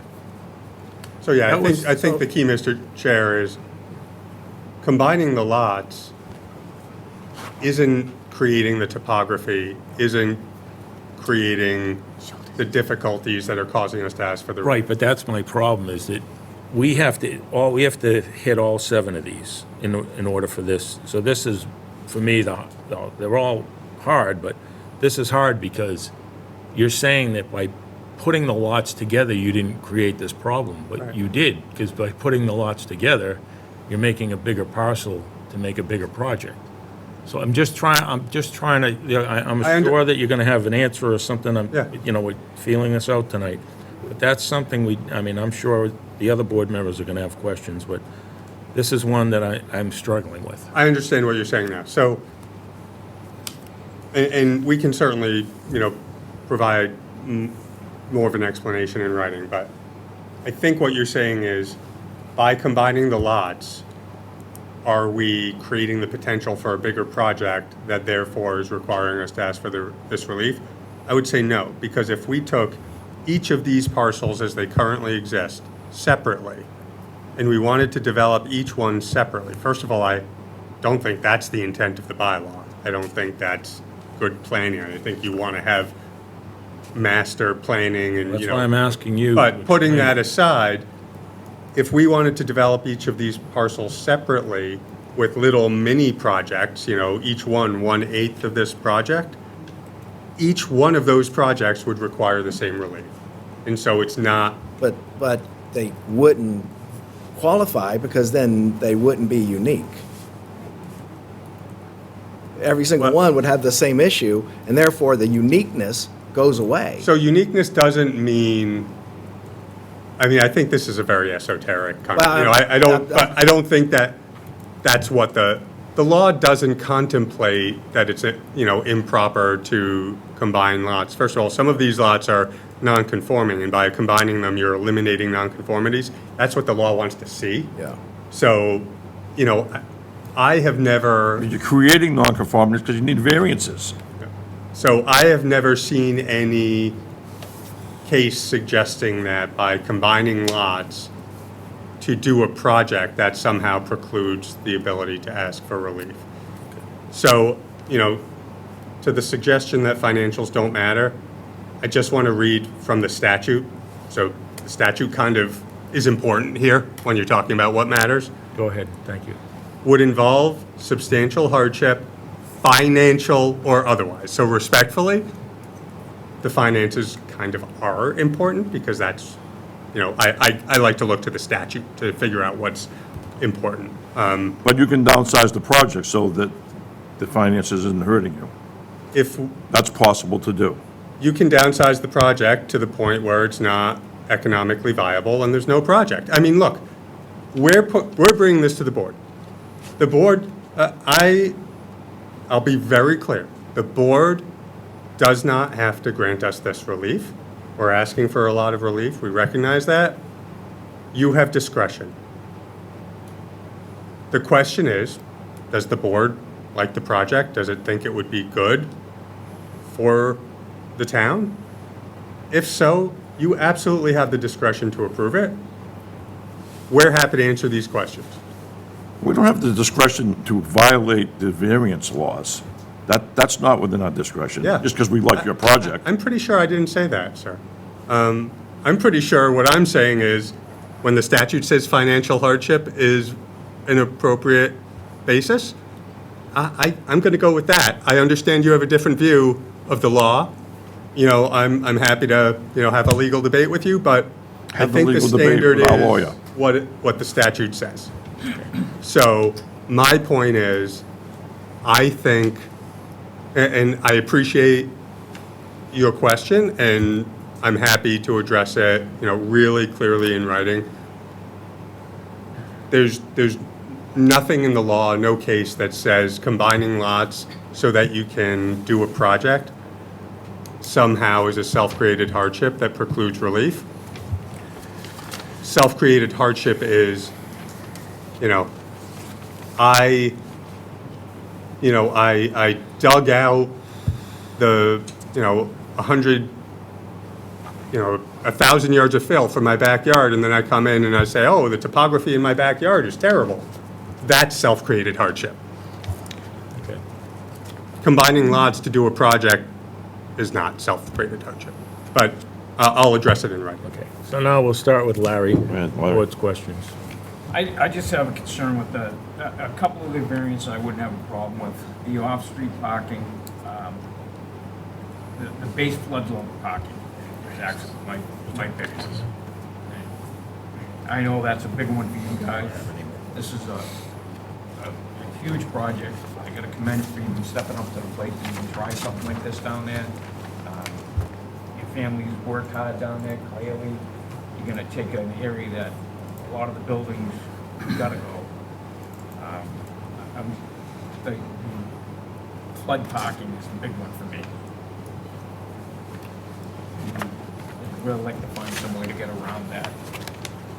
I mean, I'll just tell you I know that's the big one. that that's existential. I mean, if that's a non-starter. So how is it existential? Again, so I started this by saying, just because you say so doesn't mean it's true. So we submitted a memo. I don't. Yeah, the memo did not answer my question, though. It gave me data, but it didn't answer my question. Okay. Mr. Chair. Andrew, sorry. Go ahead. Gary Lepore, the architect. Andrew, can you please put up the drawing that shows the elevation with a proposed parking structure underneath it. It's a separate file. Gentlemen, from a building construction code point of view, required by code, parking that's built in a construction in a parking garage requires certain percentages of radiuses for turns, requires certain elevations for pitches so people don't fall 7%, 5%, all by law. There's no way to go around that. It's by the building code. From an architectural point of view, we have a drawing that shows if we were to put elevated parking, can you please zoom in? You would have 2 levels of a concrete structure to deal with flood versus steel that would rust under a saltwater condition. By doing that, in order to make that legally work from a building construction point of view by code, I'm required to put 45 linear feet of ramp in one direction before I get to a landing. So I'm going to need 135 feet of ramp to get to that level to meet the elevation required by the building code for a height of a parking garage. That's going to put the height of your building on 2 stories of parking well over 100 feet. So then we would be sitting here looking for a variance. Instead of a 9-foot height variance, I'd be asking you for a 35-foot height variance in order to put parking that meets the building code in the state of Massachusetts under this building. Thanks, that's the data I needed. And to answer your question, I'm sorry, your first name? Mac. You had asked the last time in the December 12th meeting for me to go out and get a cost. I reached out to 3 medium-sized construction firms. I provided a memo that Andrew had just shown moments ago with the names of the people I spoke to, their average cost, what they were recommending, a cost per square foot.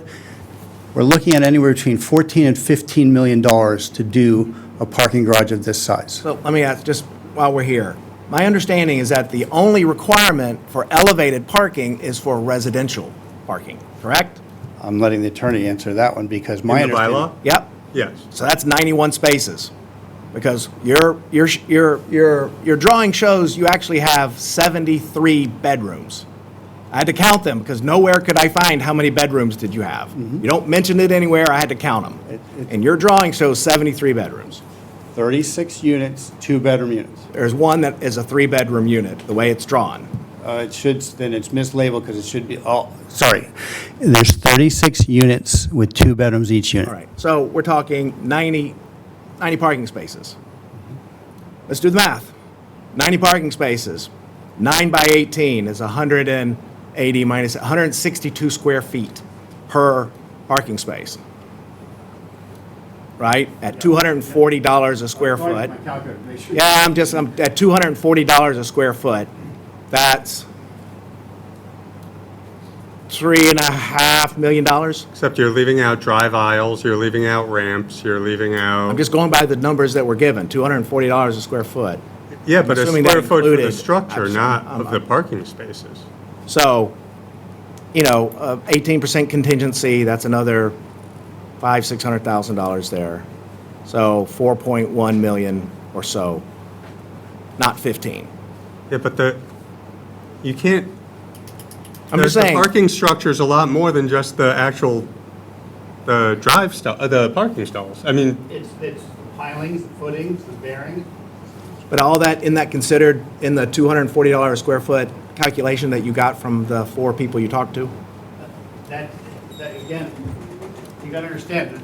Sorry. So I don't understand, that's why Okay, I well, I'm trying to explain. not- Without drawings, without an actual really drawing. curious. If you read the memo, it says, based on a rough estimate on a viable construction anywhere that's a neutral space, they're saying that they would average it out between $240 to $280 to $100 in 2025 a square foot. That could be a space that's up off of Route 3, flat space. Can I calculate it to be in this location based on the bedrock, or location based on sand, based on they're giving you a rough estimate for a cost per square foot based on a neutral space. It says it in the memo. So what I'm trying to say, and what I think the attorney is referencing, without doing an accurate assessment of what we're having to build here, the size of the columns, the size of the footings, I'm not comfortable telling that your number is correct because I don't know if that is applicable to this specific site. I'm not saying my number's correct, I'm just saying that's how my mind works. I understand. It is perfectly legitimate to say $$1 that. million number, and I can only come up with maybe 4.1 million, and I don't understand why there's such a difference. Gary, can you? That's speak it, to that's the- all I'm asking. That is all I'm trying to Can you get in my speak head. to, when you're calculating the square footage of a structure, a parking structure, are you only looking at the square footage of the actual parking stalls? Or are you looking at the drive aisles, the No, ramps? when the you define deck it as a space, parking space, you're talking about just the construction of a parking space in itself. It does not include any kind of the ramps, the footings, the foundations, and so forth. That is an overall construction.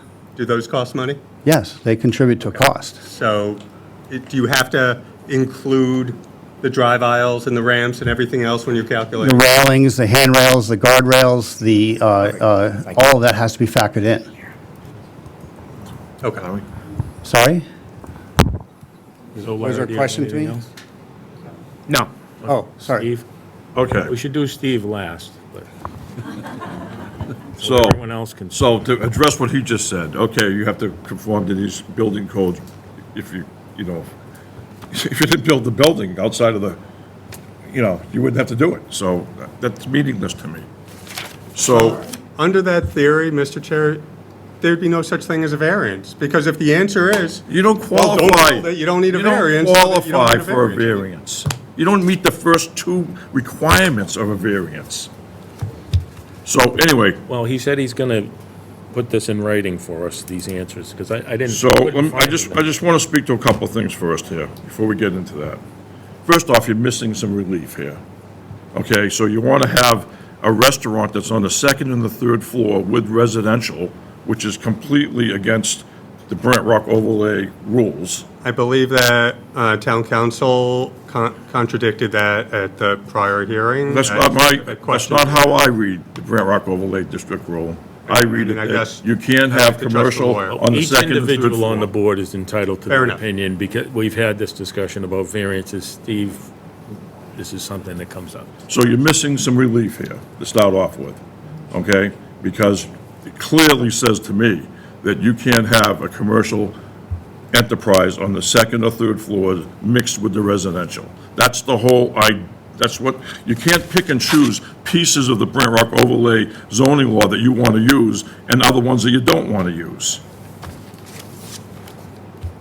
And so, I just, none of these variances meet the criteria.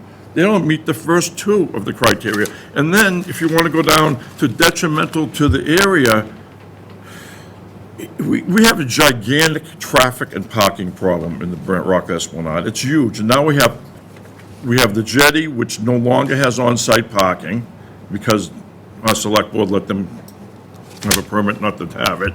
And then we have the place at the Bud's hardware store now that wants to have a 90-seat liquor establishment, then it's going to need parking. And in the summer, the beach parking lots are filled. And even if I believe your one car extra at 1 per 30 seconds, that's still 1 per 30 seconds in addition to what's already there. I think the granting of a variance would be, completely against the intent of the Brent Rock overlay district zoning. It's still a B4. You can build the Venus as a separate building, a new Venus if you want a new Venus, and the Hop. You can build them as separate buildings that don't have walls that, are for both sides. And then you could have your second and third floor dining. But the way I read the Brent Rock overlay district right now, you would need relief to do that. So I believe you should go back to the drawing board and create whatever you want to build that's within the zoning of the Brent Rock overlay district, which I personally believe is too liberal. But if you bring us a project that fits within the guidelines of that, I would certainly approve it because I rule by the law. That's how I make my decisions. If you fit into the law, the zoning laws, I will rule in favor. Whether I'm for it or against it personally, I will rule the right way. But right now, you don't. And so I'm going to let you know point blank, I'm not going to vote for any variances. Thank you. JJ? Steve, so your issue with the business above would be It's a violation of the Brent Rock. Well, Larry, let's Zoning. wait and get on that later. That's a discussion the whole board has to have, but, so, that's something that we need to read and interpret. Okay. With Andrew's help. But, go ahead, JJ. Thanks for bringing the project in front of us. I think it looks good.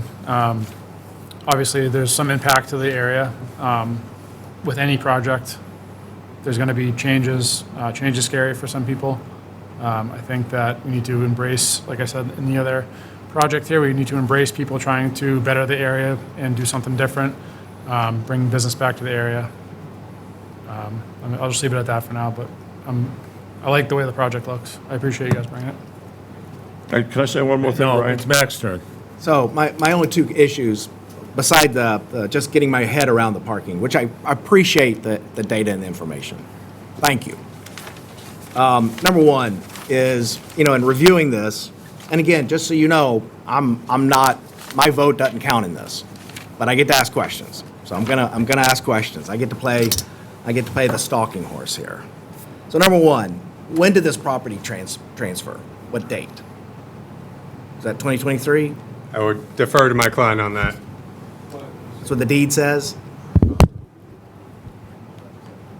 I think they've purchased them over the years, right? Each piece. Yeah, We have that information in the record. should be all in the rec. There's a deed from There's a deed from S&D NSD Properties, May 21st, 2009. to S&D.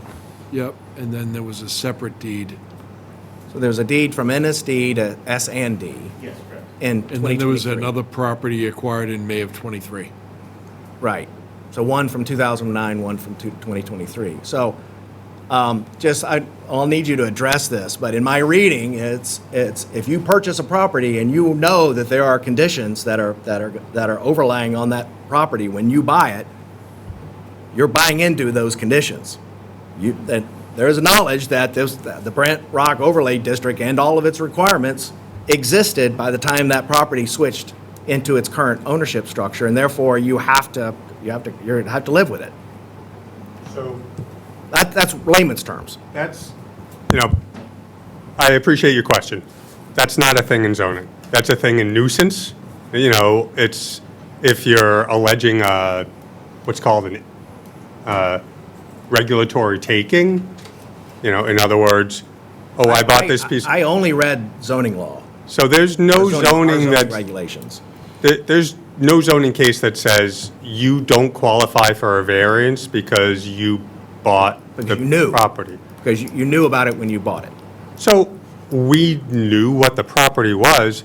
We certainly didn't know about the elevated parking requirement, which came in after we bought it. So, that we certainly didn't Yep. know about. Yep. Well, that's kind of what I was getting to. Yeah. So, all right. So, okay, so Okay. did that answer Yep. the question? So I'll leave it number there. two is,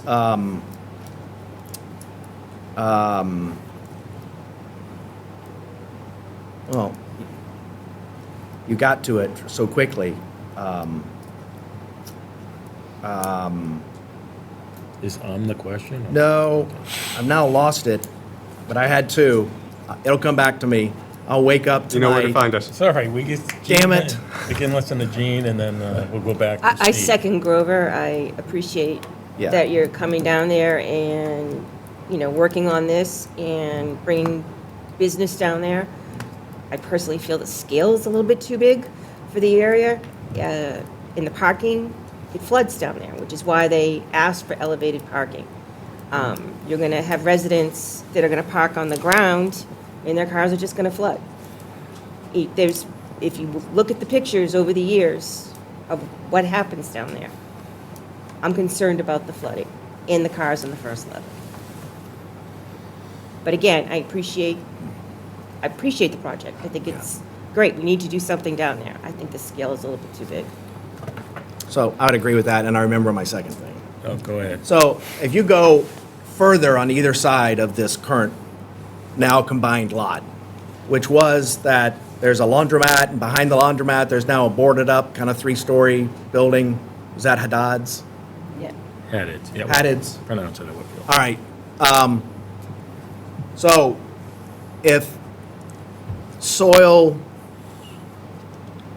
topography, shape really are the only variances, only uniqueness of that for this property, I'm going to have to get my head around why doesn't the soil, topography, and/or shape affect those properties that are on either side of this?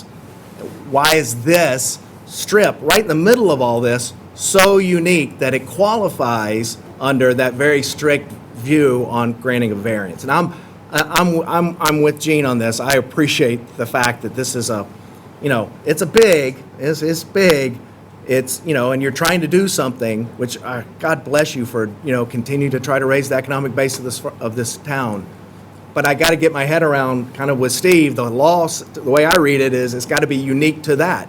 And I don't see why it's unique to that and not to that, or not to that. So I just want to, And for those of you who can't see, I'm pointing at the properties on either side of this new combined lot. I want to clarify what the requirement is. The requirement is not, you're the only lot in the district. The requirement is these specific features do not, quote, from the statute, generally affect the lots in the district. So you don't have to say, I'm the only star-bellied sneetch. Very Loraxian of you. Yeah. Yes, I like it. You have to show that not every sneetch out there has a star on their belly. Okay. So that's the standard. Bob, would you care to? On whether it's unique or the neighborhood or what specific issue? Well, that's idea. What is your opinion of what we're discussing here? Like, I had the question on, It's not my combining the job to lots. tell you what to do here. It's my not, job I'm to not tell you what asking the you to law tell me what is. to do. I'm asking your opinion on the attorney's, On his whether- interpretation.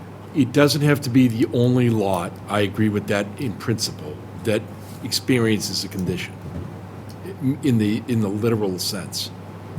But it has to be a distinct condition, either soil, shape, or topography, that's not generally prevalent in the neighborhood or in the zoning district. Our bylaw looks at the word neighborhood, and the state law looks at the remainder of the zoning district. That zoning district there, that B4 zoning district, is a kind of a distinct area. It's basically from the Brent Rock Market all the way down just past the old Arthur and Pat's. That's the B4 district on both sides of the road, and that's where the overlay district is as well. So you would look at all the other lots in that area to determine whether the circumstances on this lot are more or less distinct. So we don't have to be unique. No, but I mean, Distinct. the ones that come to my mind are the lots here that are on the same side of the street, that back up to the marsh, that are commercial in nature, and, how is this different from those, or all of those similar to this one? I mean, there's other lots there. So, just if it's helpful, Yep. here's from the statute.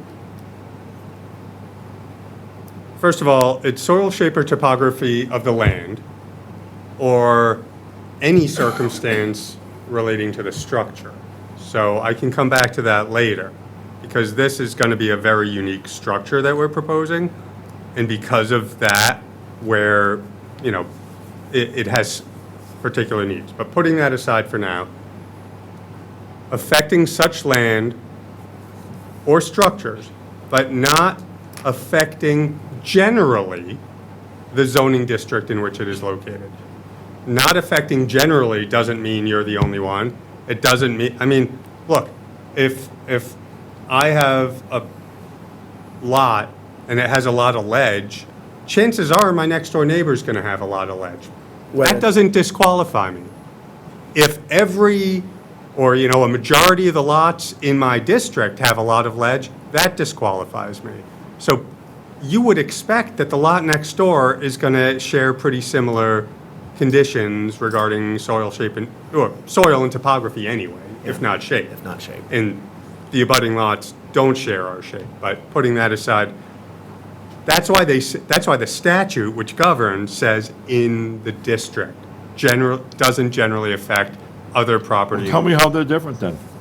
Because it's all glacial till, sand, and granite down there, and all subject to coastal flooding. So tell me how those lots are different than one across the street, or even where I live, a mile up the street. Well, I'll defer to Rick on that, but again, I think someone just pointed it out. Not every other property backs onto a marsh.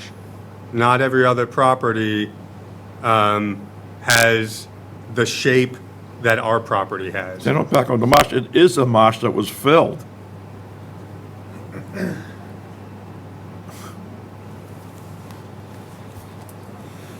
All right, so, Pardon me, Brian, real Would you- quick. Do you remember when the zoning bylaw for the elevated parking was changed at town meeting? What was the date of that, do you know? I want to say, I was there, 2020 to 2019. Give me a sec. What was that, I Andrew? know there was a revision in Give me a sec, I'll bring it up. I was there.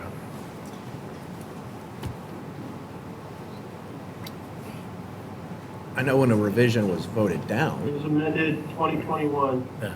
October. 2021 special town meeting. And what's that meaning? At that, so the original Brent Rock Village Overlay District was added, it was created in 2014 at the annual town meeting, and then it was amended in 2021 to allow for a lot of these changes. And then at that, and the planning board presented these amendments.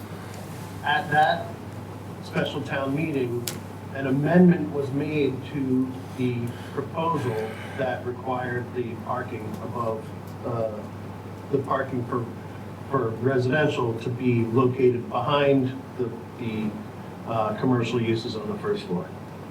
And the amendment was just from the word recommended to required. That's correct. The Change one planning word. board had the language in there that it was recommended Recommended. that all residential parking be located above base flood elevation behind the commercial uses. And the amendment at town meeting changed the word recommended to required. And the relevance to that? Well, did you want me to answer that, Mr. Chair? Yes, go ahead. So the relevance is a few things. First of all, changing a word from recommended to required, I would argue, is more restrictive and therefore outside the scope. And I would question whether, Well, the Attorney General hasn't overturned it. I understand. Plenty of bylaws get challenged that were approved by the Attorney General. We're not going to challenge the bylaw. I'm just making a point. There's a reason for that rule. The reason is a bylaw that is going to make development impossible would normally get vetted during the planning board public hearing process. This didn't because it was just thrown out there on town meeting floor and passed without any debate, without any analysis, without any consideration. So that's one relevance. But Well, I would say more the to, planning if I could board just finish my answer, did more debate to it and Mac's question. and didn't look into it, or they wouldn't have was- recommended it. Go ahead, sorry. Thank you, Mr. Chair. More to Go ahead. Mac's question was, is this self-created? No, because the relevance of the date of adoption of a requirement that we're now asking for a variance, it's hard to say, oh, well, you knew that the elevated parking was a requirement when you bought it, if the elevated parking was imposed after you bought it. I mean, these guys are really smart, but they're not clairvoyant. So, are you going to go, let's let the public speak. Cindy, would you mind bringing the sheet up that everyone I signed? have one more thing, Brian, Yeah, please. hold on.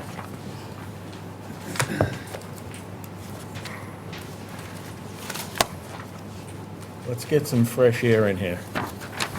All right, Brian, but we also have 5 people online. I know, but I'm going to go with the people that signed in the room. So Cindy Castro, Cindy Castro, Ashburton Ave. Most of my questions are about parking, obviously. Can you bring it a little oh, closer? sorry. Yep. Yeah, bring it closer to you. Okay. Most of my questions are about parking. I wondered if you could put that one back up. Is it okay for me to come up and point Point out away. some Bring the microphone Bring the with you. microphone with you. Cindy, bring the microphone. Or you can use one of these. Okay, my question is, how do you get to these parking spaces and these parking spaces, these parking spaces? You asked the chair. They're back, no, I'm asking the people who did the plan. These are back-to-back Come through parking these. spaces. Fine. How do you get to these parking spaces? Rick? Yes, those are proposed to be, excuse me, valet spaces for the commercial space. Okay. So So those are the valet parking spaces, that's on that end, and the blue end is the residential end? that's correct. Okay, so it looks to me like on the blue side, you also have spaces that are back-to-back on the blue side in the front? Or is that just a blue line across it? So I think you're looking at the solid black Yes. line crossing through there. That's Yes. the outline of the building face. So the thin line closer to the property line in the front is the elevated platform. Okay. And then the darker line that bisects those blue spaces is the building face up above. Okay, thank you for clarifying that, because it looks like you've got back-to-back spaces with no way to get into those spaces. Yeah, Do that we would- also have a length on this building that you're proposing? Gary? It's gonna take me a minute to answer. Okay, that's okay. My next question was about, you were talking about having a drain and pumping the water into the marsh at the rear of the building. You do realize the Green Harbor River brings water in at every storm, and that's what's also causing flooding in the Esplanade, Rain garden as well as the Brent Rock parking lot. towards the marsh. And are you planning on having an elevator from the ground, the parking area up to the first and second floors? And if so, what special provisions are you going to have for that elevator during storms? Next question is retail parking. So I live right there. I look down, and pretty much every Friday, Saturday night, and most of the day on Sunday, the entire Esplanade is already filled. So when you're adding X amount of spaces, you're expecting to use parking in the Esplanade for the residents as well as the retail spaces. Where are people going to park? And you keep referencing the parking lot under the beaches that is on Dyke Road. So that does need to be worked out. And where are the employees parking as well? Okay? And I know you've talked about town water and sewer. How about power? Has anybody talked to the electric company about, is there enough power in the area to power a structure this large? Got your homework? That was it for my questions. Thank you. Thank you, Cindy. So now we You want have, us to hold or respond? oh, if you have the answers tonight, that's fine. Well, I mean, just on the parking, I think maybe somehow this got lost. Right now, there is a far greater deficit in on-site parking relative to the parking demand generated by the existing uses on the property. We are reducing that by something like 30%, 31? 31 spaces. 31 Yeah, spaces. about 30%. So, right now, the uses on this site use more on-street parking than will happen after this project is constructed, because we're building more parking. Are we eliminating the deficit? No, that's impossible. But we're substantially reducing the deficit. We're making it better. Not impossible, but unfeasible. You could Fair buy enough. Good point. Haddad's and turn Yeah. it into a parking lot. That's which got a lot of the variances we're asking for now, by the way. Yes, good point. We could build nothing. We could raise every building on the site and walk away. But, and there'd be no parking demand. But we're making it better in the post-build condition compared to what it is now. I don't think, Rick, and I don't want to speak for you, I don't think we ever said we're going to be pumping water directly into the wetland. I would advise against that. But why don't I let Rick clarify? Sorry, I got too quick on that answer before on the presentation. So we will gather the stormwater runoff in tanks below the building, and we're discharging to a rain garden adjacent to the marsh towards the rear of the property, not direct discharge into the marsh. And all of the elevators do need to be flood compliant. There will be provisions included in the design to make that ground level elevator, which obviously we do need for handicapped access to the upper levels. The elevators are absolutely required. We do absolutely have to flood-proof them, and there are ways to do that. Thank you. I did want have a to point out rebuttal? one clarification, or I agree with Steve Lynch on the fact that the Esplanade used to be only one lane wide. Everything on the west side, all those buildings that were there were built on top of the marsh, and in 1930, that was widened. And all of those buildings, that was all filled, and all those buildings were pushed back on marsh. And as we all know, marshes help during storms with the stormwater flow. Thank you. Could you just explain what a rain garden is, please? Sure. It's basically a vegetated depression where we put in soil and plants that are good at absorbing water. But you're And going to be pumping salt water. they do have to be salt tolerant, absolutely, for this environment. And we can, and we will propose salt tolerant plants. The majority of the runoff that we're talking about is from rain events, the majority of the time. So next we have Eric Murphy.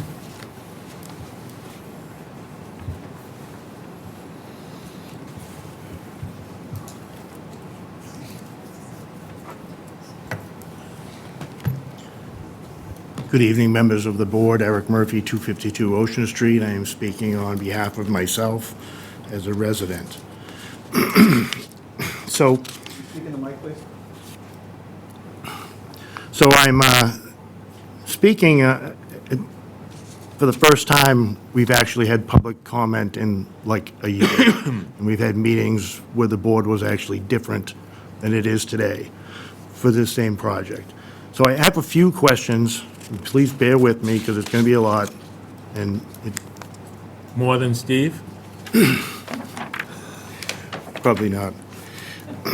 So, my first thing would be is I just want to give a little history on the zoning board change that was there.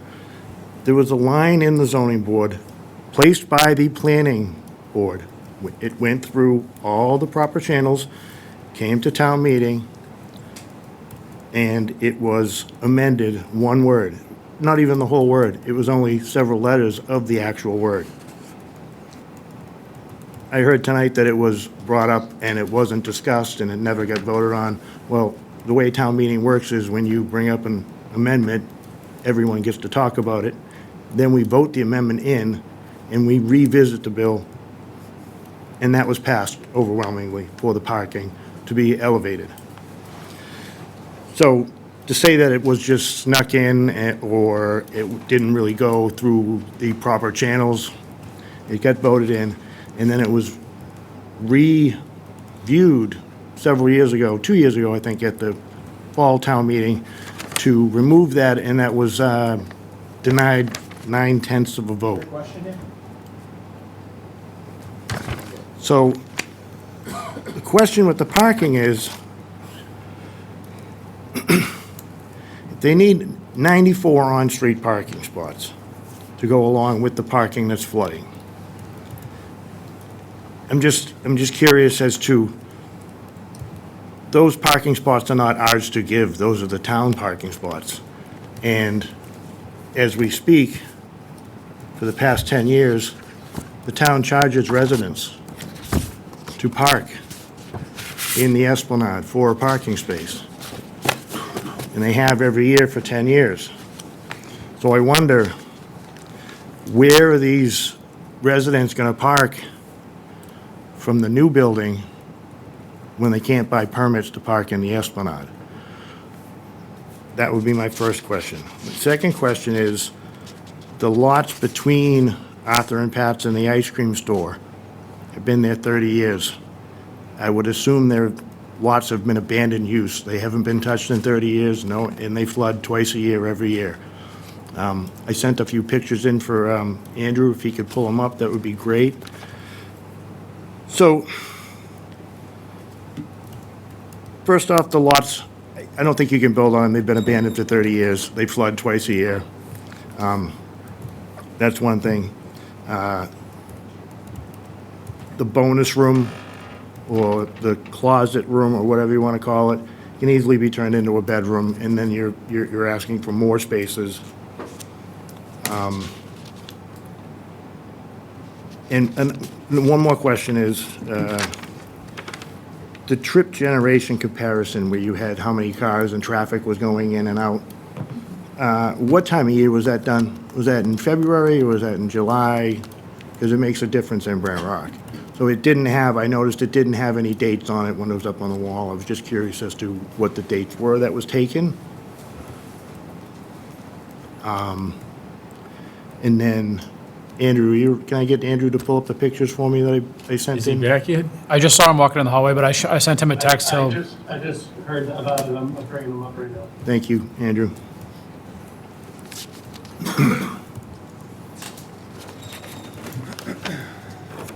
So, I believe I have the unique ability in Brent Rock to be, I'm the only person in Brent Rock who owns a business and lives in the same area. So I see 2 in the morning, 3 in the morning, hours that people don't see. This picture here came out of the blue, storm came out of the blue, no one was expecting it. Where will these 200 cars go? Okay? When this happens at 2:30 in the morning, the people on the 3rd floor don't even hear it. They don't know. It's happened to me, and I'm right on the front window. Next picture, Andrew, please.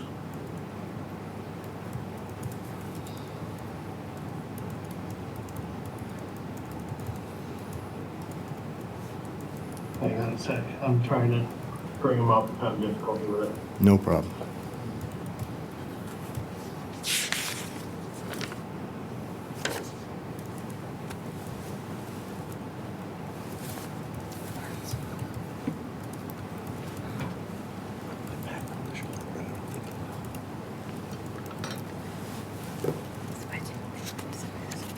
So this was someone trying to escape during a flood, going the wrong way on the wrong side of the road because it was too deep in the other direction, and that's where they stopped. I had to call the fire department. The fire department had to send a truck down and pick up one person out of that car because she was trapped. This was recent. Imagine 100 cars at 2 o'clock in the morning all trying to leave at the same time. There's a reason why the flood procedure was put into place for parking. It's because there isn't any for bunches of times. And next picture, Andrew, please.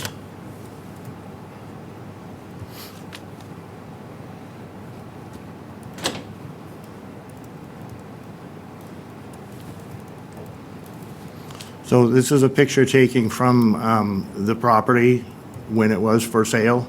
As you can see, the Success Realty sign there says for sale.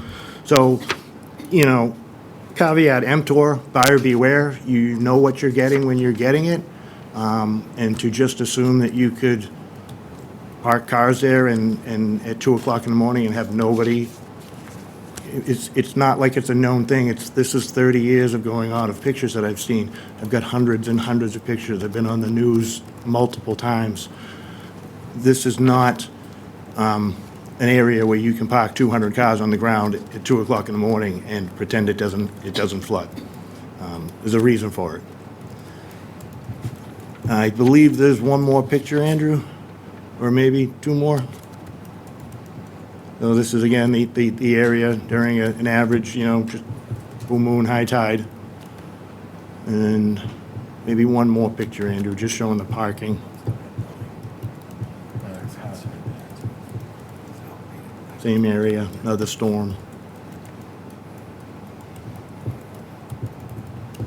And this is a typical day in Brent Rock.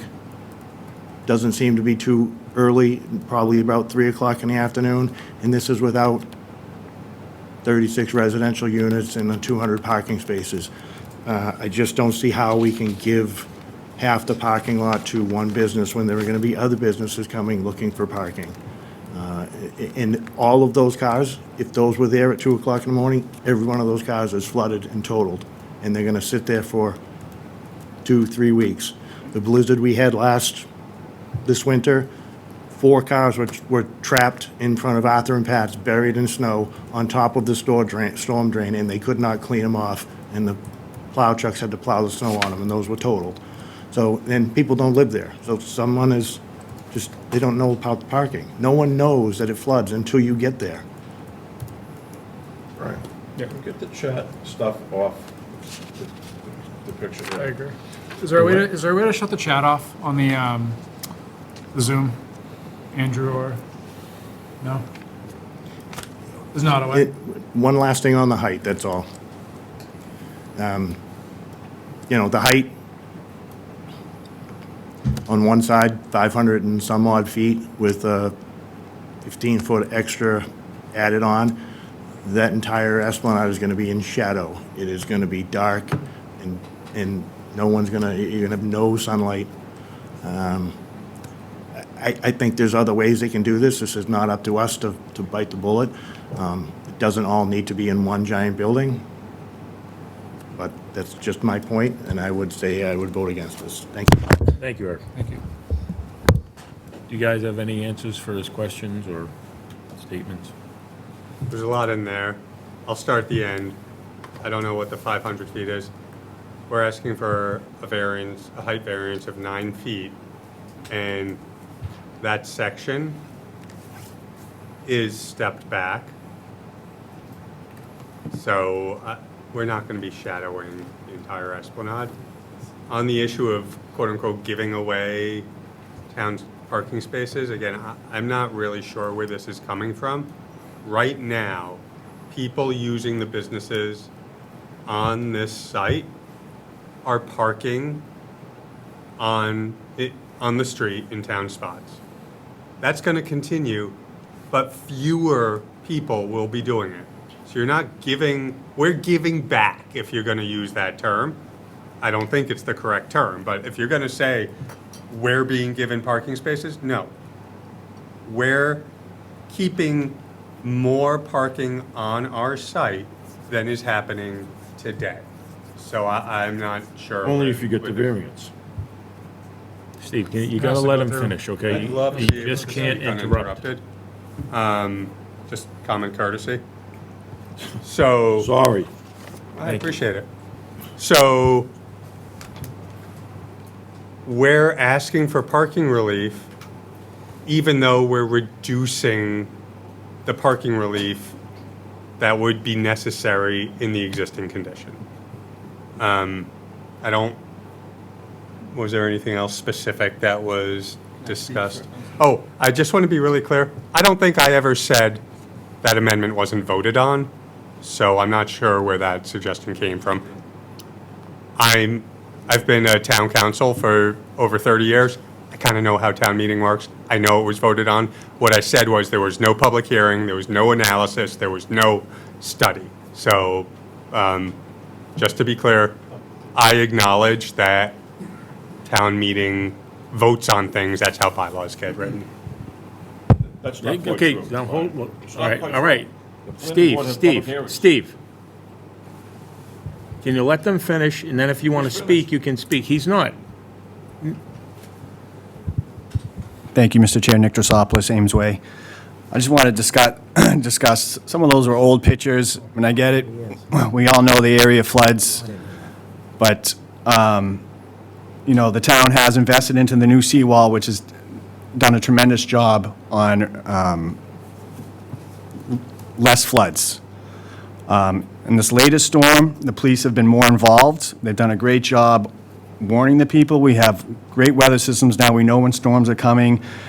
This past storm, please put up a sign, top of the Esplanade, area is closed, you can't go down here, remove your cars.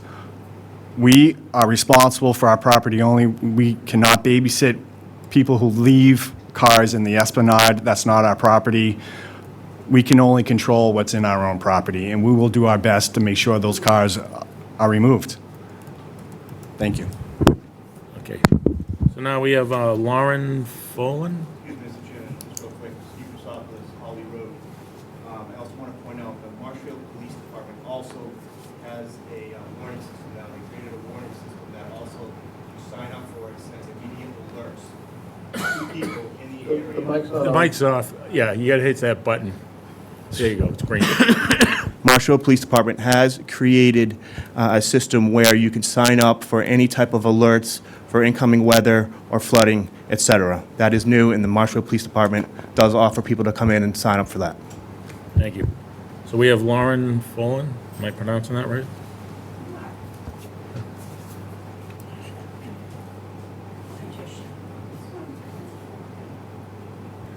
Hi, everybody. Lauren Folan, Holly Road. I'm in support of the project. I think Brent Rock needs something down there that brings community. All the other towns around us have beautiful ocean areas that people can come in community and enjoy the beach and enjoy the shops and build commerce and all these lovely aspects about them. And in Marshfield, we have public parking and things like that for beaches, but mostly it's all privately owned homes who take up majority of the beaches in the landscape here. And I really feel that the way you guys like talk about the flooding and things like that, it's almost like all of Brent Rock needs to be shut down if it's such a detriment, right? How is anyone living there? I think Stephen and Nico just said that with the new systems and police and warning and technology and alerts, people would easily be able to move their cars.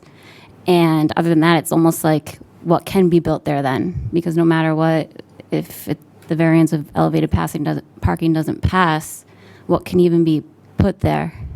Everything's gonna flood, no matter if it's a house of one person or a business. So it seems like it's something or nothing at all. And I don't know, I just think the whole area looks very desolate, and what else would go there if... Is it supposed to be a question? Oh, I thought I could just speak, no? Am I supposed to ask a question? Yeah, well, generally, you're up there, generally... Or is he speaking as an independent? He's... You shouldn't be speaking. Yeah. So I have to ask a question? You don't have to, if you were making a statement, that's fine. Okay, I'm sorry if I disobeyed the Are you done laws. with the statement?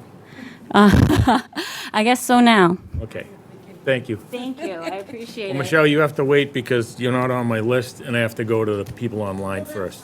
All right. So we'll start with, looks like, is that Ryan G? Can you hear me?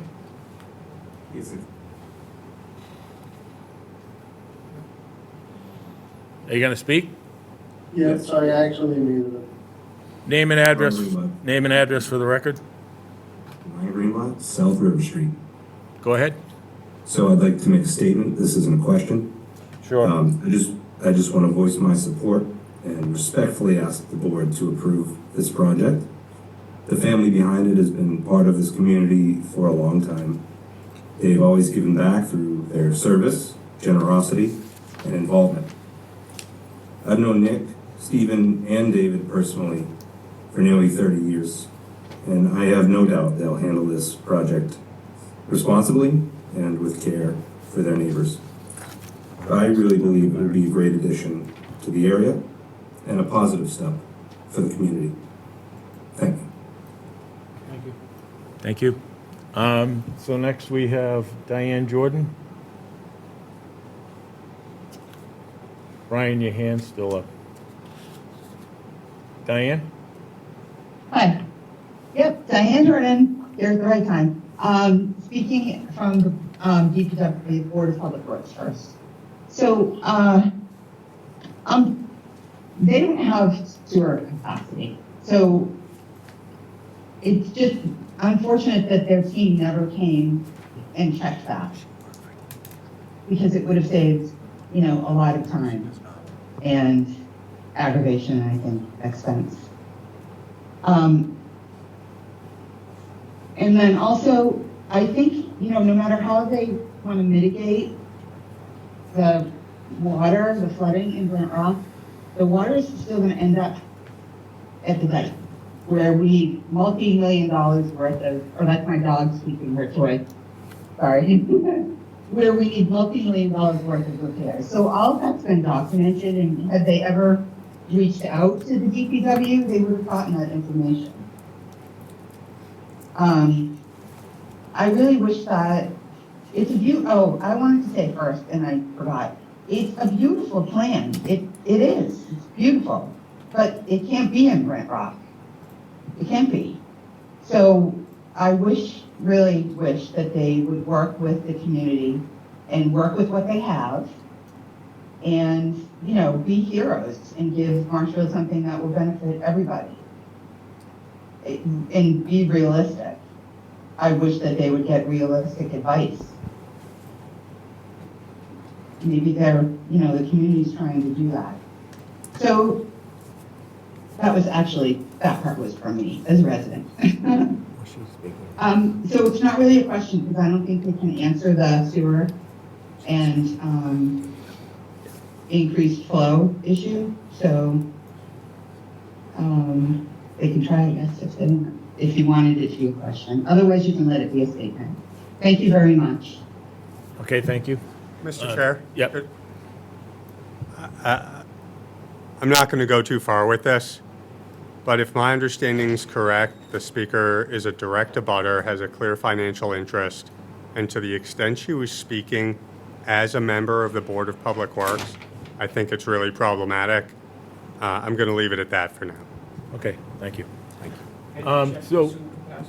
So we have Barry Murphy next, and a lot of interrupting board members. Blurters, as they're known. Go ahead, Mary. Name and address for the record.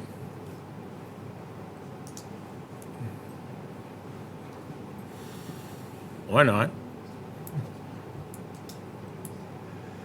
Okay. Okay, sorry, can you hear me? We can now. Sure. My name is Mary Murphy. I live at 252 Ocean Street.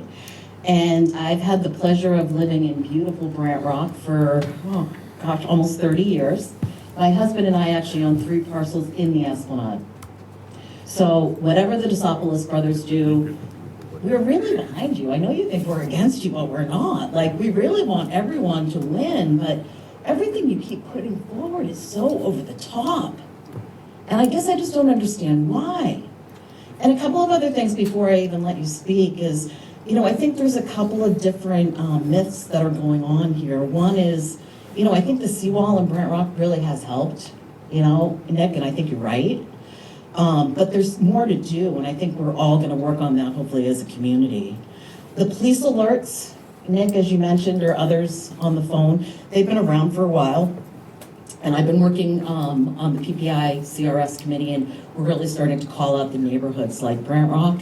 And so, like, you actually saw an update, or an uptick in that, and I think that was pretty awesome. But as my husband Eric mentioned, the parking when the floods this past winter, we had cars that got stuck there that were over a storm drain that made the flooding actually worse on our side of the road.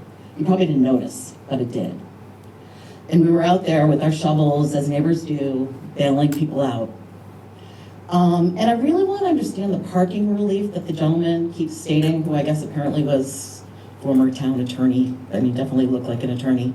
But, to be really clear, to me, you're bringing in more people. So your net, it doesn't add up to me. I'm not sure if it's a deficit. And then I'm also wondering if my husband Eric might be able to stand up and waive those parking passes and perhaps just show the people on the TV as well as on Zoom that people in the Esplanade pay. We all pay. I don't know why people don't realize this, or if it hasn't been communicated loudly, but people that live in the Brent Rock Esplanade have orange placards that we put on our cars so that we don't get ticketed. Now, while the police doesn't ticket or does ticket, I don't know, that's not us. We do our due diligence, we pay for the parking passes. I'm wondering, now, Nick and others, are you all gonna be paying for their parking passes? These other 45 units? And then the 45 additional, do they gonna have another 4 on top of what we have? Like, I just don't know, how does it all work? Are we thinking that the Esplanade is gonna maybe be 2 stories, like parking lot? I don't know, I think it is public parking, I don't think it's business parking. I did read the letter from the jetty, but I don't think that, again, they were thinking that it's not public parking, it's town parking that the businesses are able to utilize. And truthfully, that parking all started, I thought, as people were going to the beach, right? The parking really should be on site. So I guess I just question, you know, some of the items. You know, I also wonder about the woman from Holly Road. Why were you wearing sunglasses at night? But that's a different topic for another day. And the 9 feet height rule that you already changed, it was already changed. Listen, I understand. Now we're not putting another 15 feet really on top No, of they're the not initial. supposed to, obviously.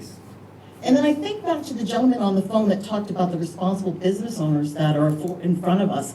And I do agree. I mean, you guys have had great business, right? You're successful. But I have noticed mattresses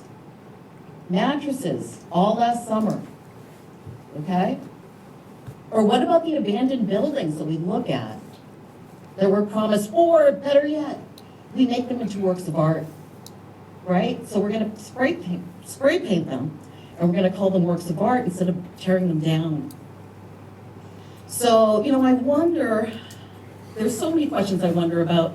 Another one that wasn't really talked about is the trash. I pick up a lot of trash in my neighborhood. I don't know if you noticed. But just wondering, where is the containers? Where are those trash? Like, how is the trash coming in and out? You know, I didn't see any loading docks or unloading, and I think, you know, I'm just wondering that 180 view of Green Harbor, how is my neighbor Patty gonna feel about that? So, I mean, I just wonder, these are all questions for the board. You have it in front of you. But I do question, and I don't know, you probably didn't know that we all had to pay to park as neighbors. But I think we should all think about this and maybe take a step back and work together. And I see Nick, I'm hoping that, you know, maybe we can all work together, come to, you know, a middle ground and bring back Brent Rock. I mean, I think that's what we all want. We're all fighting for the same thing. I just think we have to all have the same expectation, and I'll leave it at that. Thank you. Okay, thank you. Mr. Chair, can I clarify something? Sure.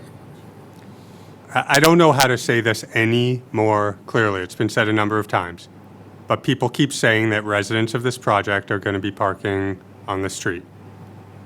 First of all, the bylaw requires 1.25 parking spaces per bedroom. I've never seen that before. That's a really high parking requirement, and we satisfy it.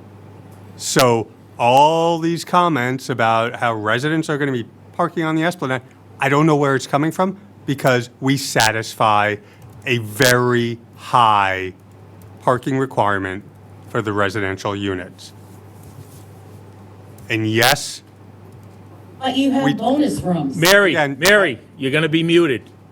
You don't get to blurt. first of all, we don't have bonus rooms. We have spaces that are wide open, like sort of like landings, that cannot be turned into a bedroom. And if someone did it, they'd be in violation. And any single-family house, any other property out there can do the same thing. And if you're going to assume people are going to be violating the law, then I don't know it's not even worth having a conversation. Putting that aside, we satisfy the parking demand for the residential units, and we come much closer to satisfying the parking demand for the commercial space than the existing condition. So fewer people accessing this property will be using street parking or town parking than currently do. So that's as clearly as I can say it. I don't know why it's not getting through. And all of those, Now, Max, Yeah. please, what is wrong with us tonight? I'm just trying to clarify. Yeah, but can you let the man finish? No, okay? I And then appreciate it. ask your I'm done. question. I think. I thought he was finished. What about the visitors to the residents? Where are they gonna Okay, park? Steve, so now you're talking over Mac. What do we get? It's just, please, Mac's turn. Go ahead. I was just going to clarify that the be people who civil. may or may not be using the on-street parking would almost entirely be customers, commercial customers. All residents would be accounted for. That's right. All right. And I don't know this. I didn't know there were orange placards. I'm going to raise my hand I said I didn't know that. If you live in Brent Rock and park on your own property, do you have to have an orange placard? I don't think so. No. Is that okay? On your own property? Okay. Okay. So in terms of, I didn't know. I'm curious about trying to put all this together. So thank you. I appreciate that. in terms of commercial parking, I kind of thought the town wants commercial down there. We could eliminate the commercial and we'd have no parking deficit. Is that what the town wants? We're reducing the parking deficit, we're keeping commercial, and we're satisfying the parking for the residential. Okay, so Michelle, even though you didn't sign up, I'm gonna let you go, but, yeah. You didn't sign in, Joe. But listen, we got one other person on there. We're done after Michelle. Did you not hear me when I asked you to sign in? Yeah, but I didn't hear all the discussion. Okay, well, I'm gonna tell you, Michelle's the last speaker for tonight. Thank you. Go ahead. Hi, Michelle Callahan, Tower Ave. And my husband and I are at the Venus at least once a week, if not more. We love it. We love the staff. We love the food. And we're excited about a project. I think it is big for the area. I had a question about the building codes. Obviously, there's building codes like firewalls, thicknesses, and things. I wondered if you were considering anything extra for noise control, like thicker walls or a different kind of material. It looks like the architect can speak to that. Yes, number one failure in any kind of a multi side-by-side is noise, where one neighbor can hear another neighbor. So there's technology, there's certain types of materials that are used to isolate those noises. There's sound isolation both on the floor, the walls, and the ceiling. So that basically if you and I were sitting here and you were in your apartment, you couldn't hear me in my apartment. Great. That's the number one goal, because the value goes awfully down. People leave immediately if they have a disruption. So the goal is to design it so that neighbors will not hear other neighbors. And there's technology and materials that do that. Awesome. Thank you, sir.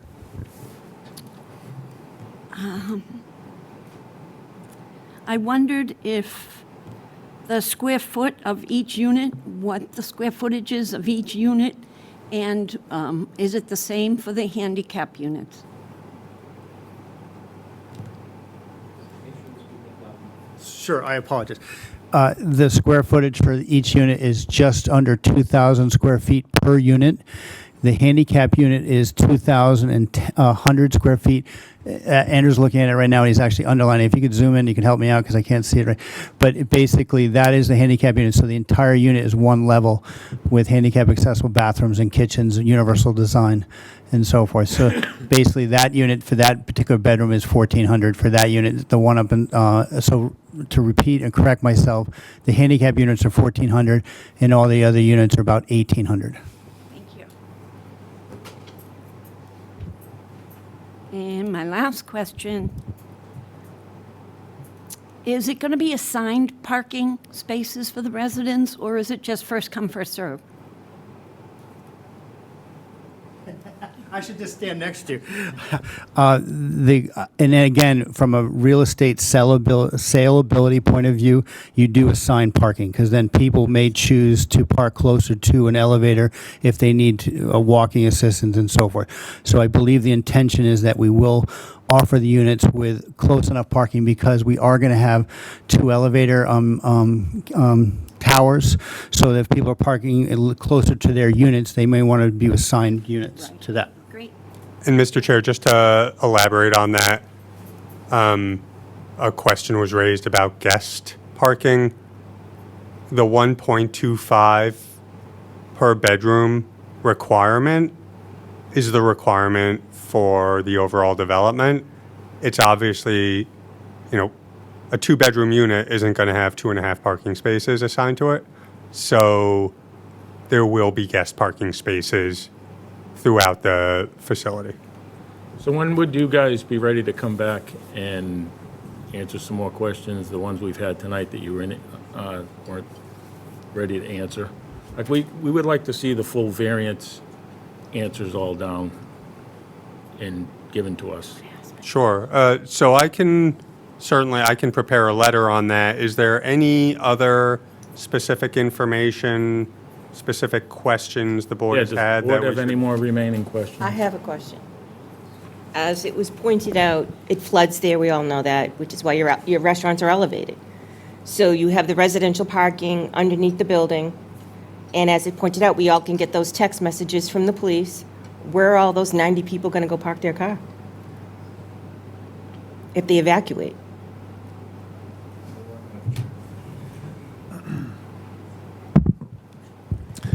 Well, we were, Nick Drosopoulos, Ames Way. We were working with the local parishes to use their parking lot. That's still in discussion. The Archdiocese, now I'm working with the Archdiocese of Boston, and there's a lot of liability and legality involved with that. But there's many answers to a problem. Well, something to think about for the next meeting, because where are We they ca- all going to go? Sure, we can use the school parking lots. We can have transportation for our residents. I mean, we've thought about having an extra vehicle for the residents to transport the cars and get back to their facility. Okay. So, Andrew, when's our next meeting? That we have one on the 26th and then June 9th?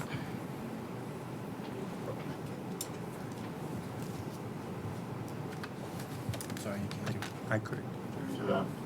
Is that right, Andrew? Can you hear me? Yeah, now we can. Yeah, they were that June 9th and May 26th, and I'd like to bring up a couple of things just to their attention before the next meeting. Sure. Would you guys be ready by June 9th or May 26th?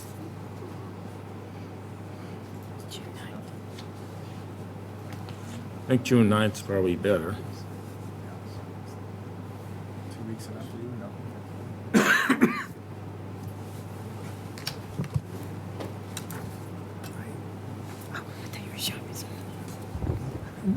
Brian, you probably ought to have the stormwater looked at. What's that? The stormwater. I mean, you're not. We need the stormwater, we're gonna need peer review.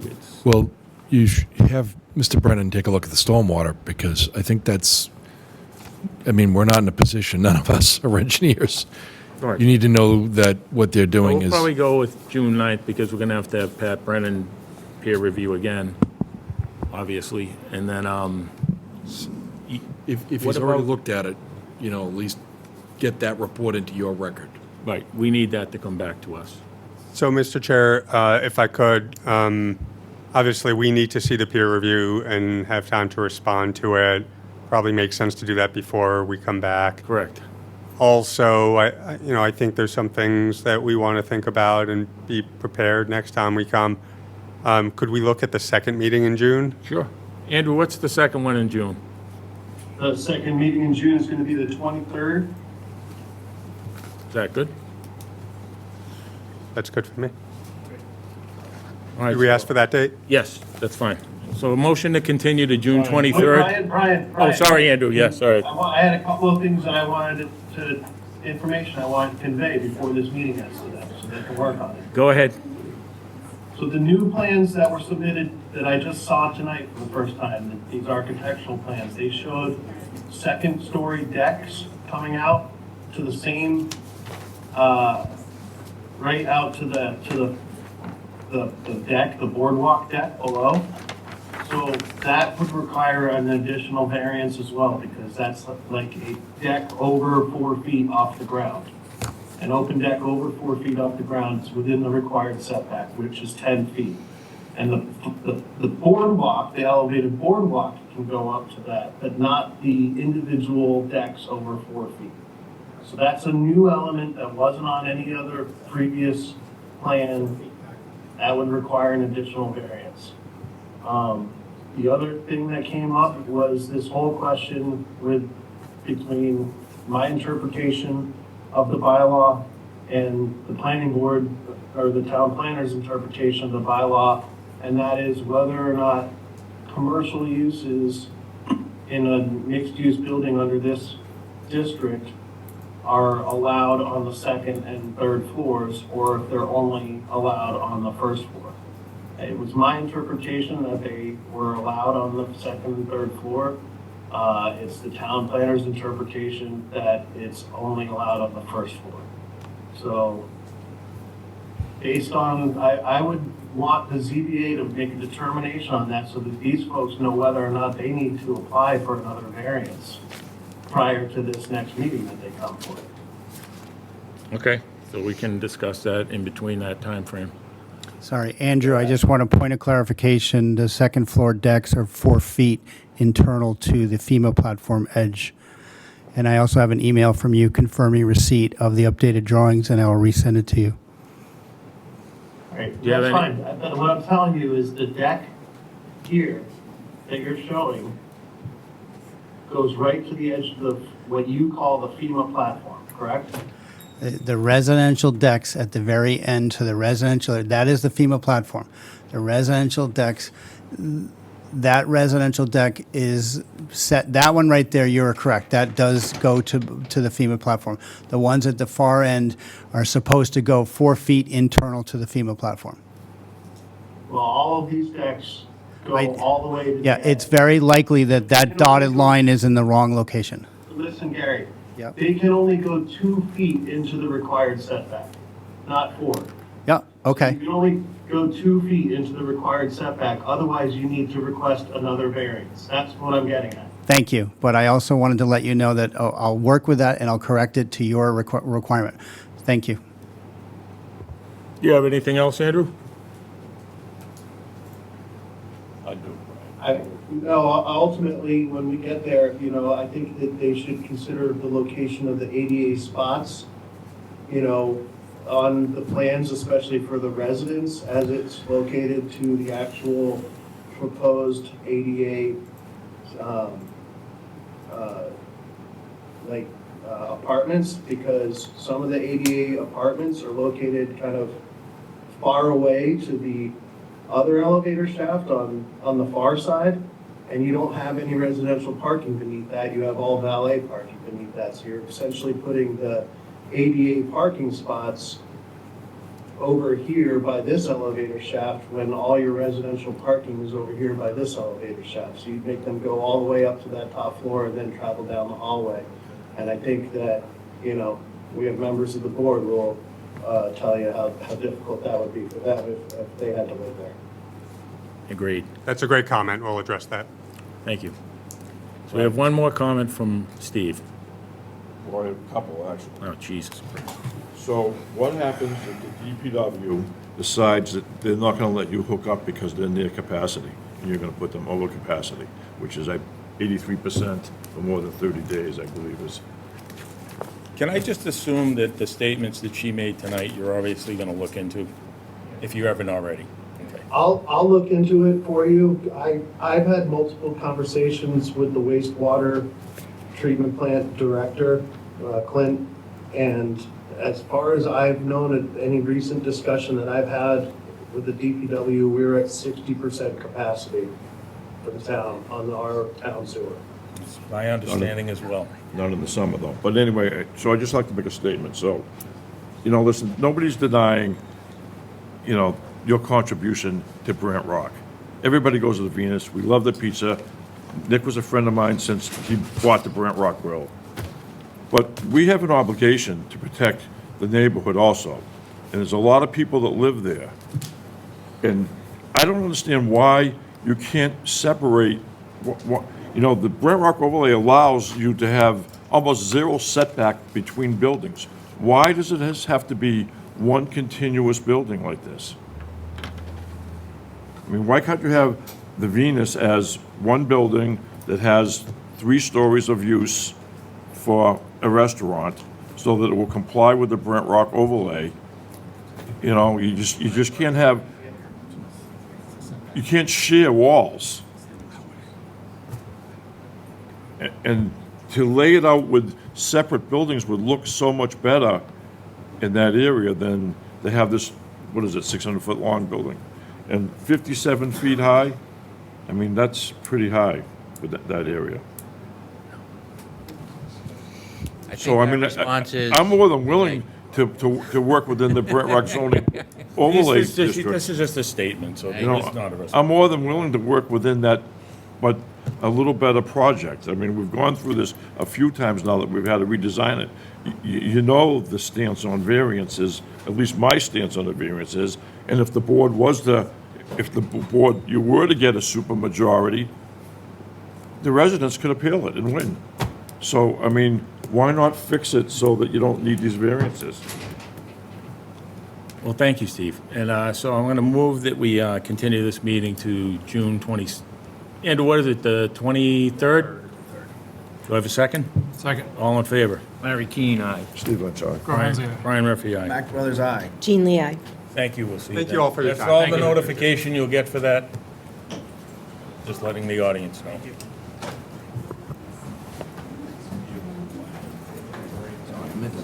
It's just everyone was being rude tonight.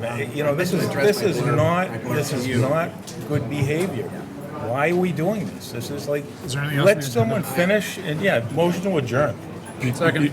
All in favor? You wanna- No, he's gonna have to talk. Larry All in Keane, favor? aye. Steve Lynch, aye. Groveland's aye. Mac Brothers, aye. Brian Murphy. Jean Lee, aye. Now you can talk. So.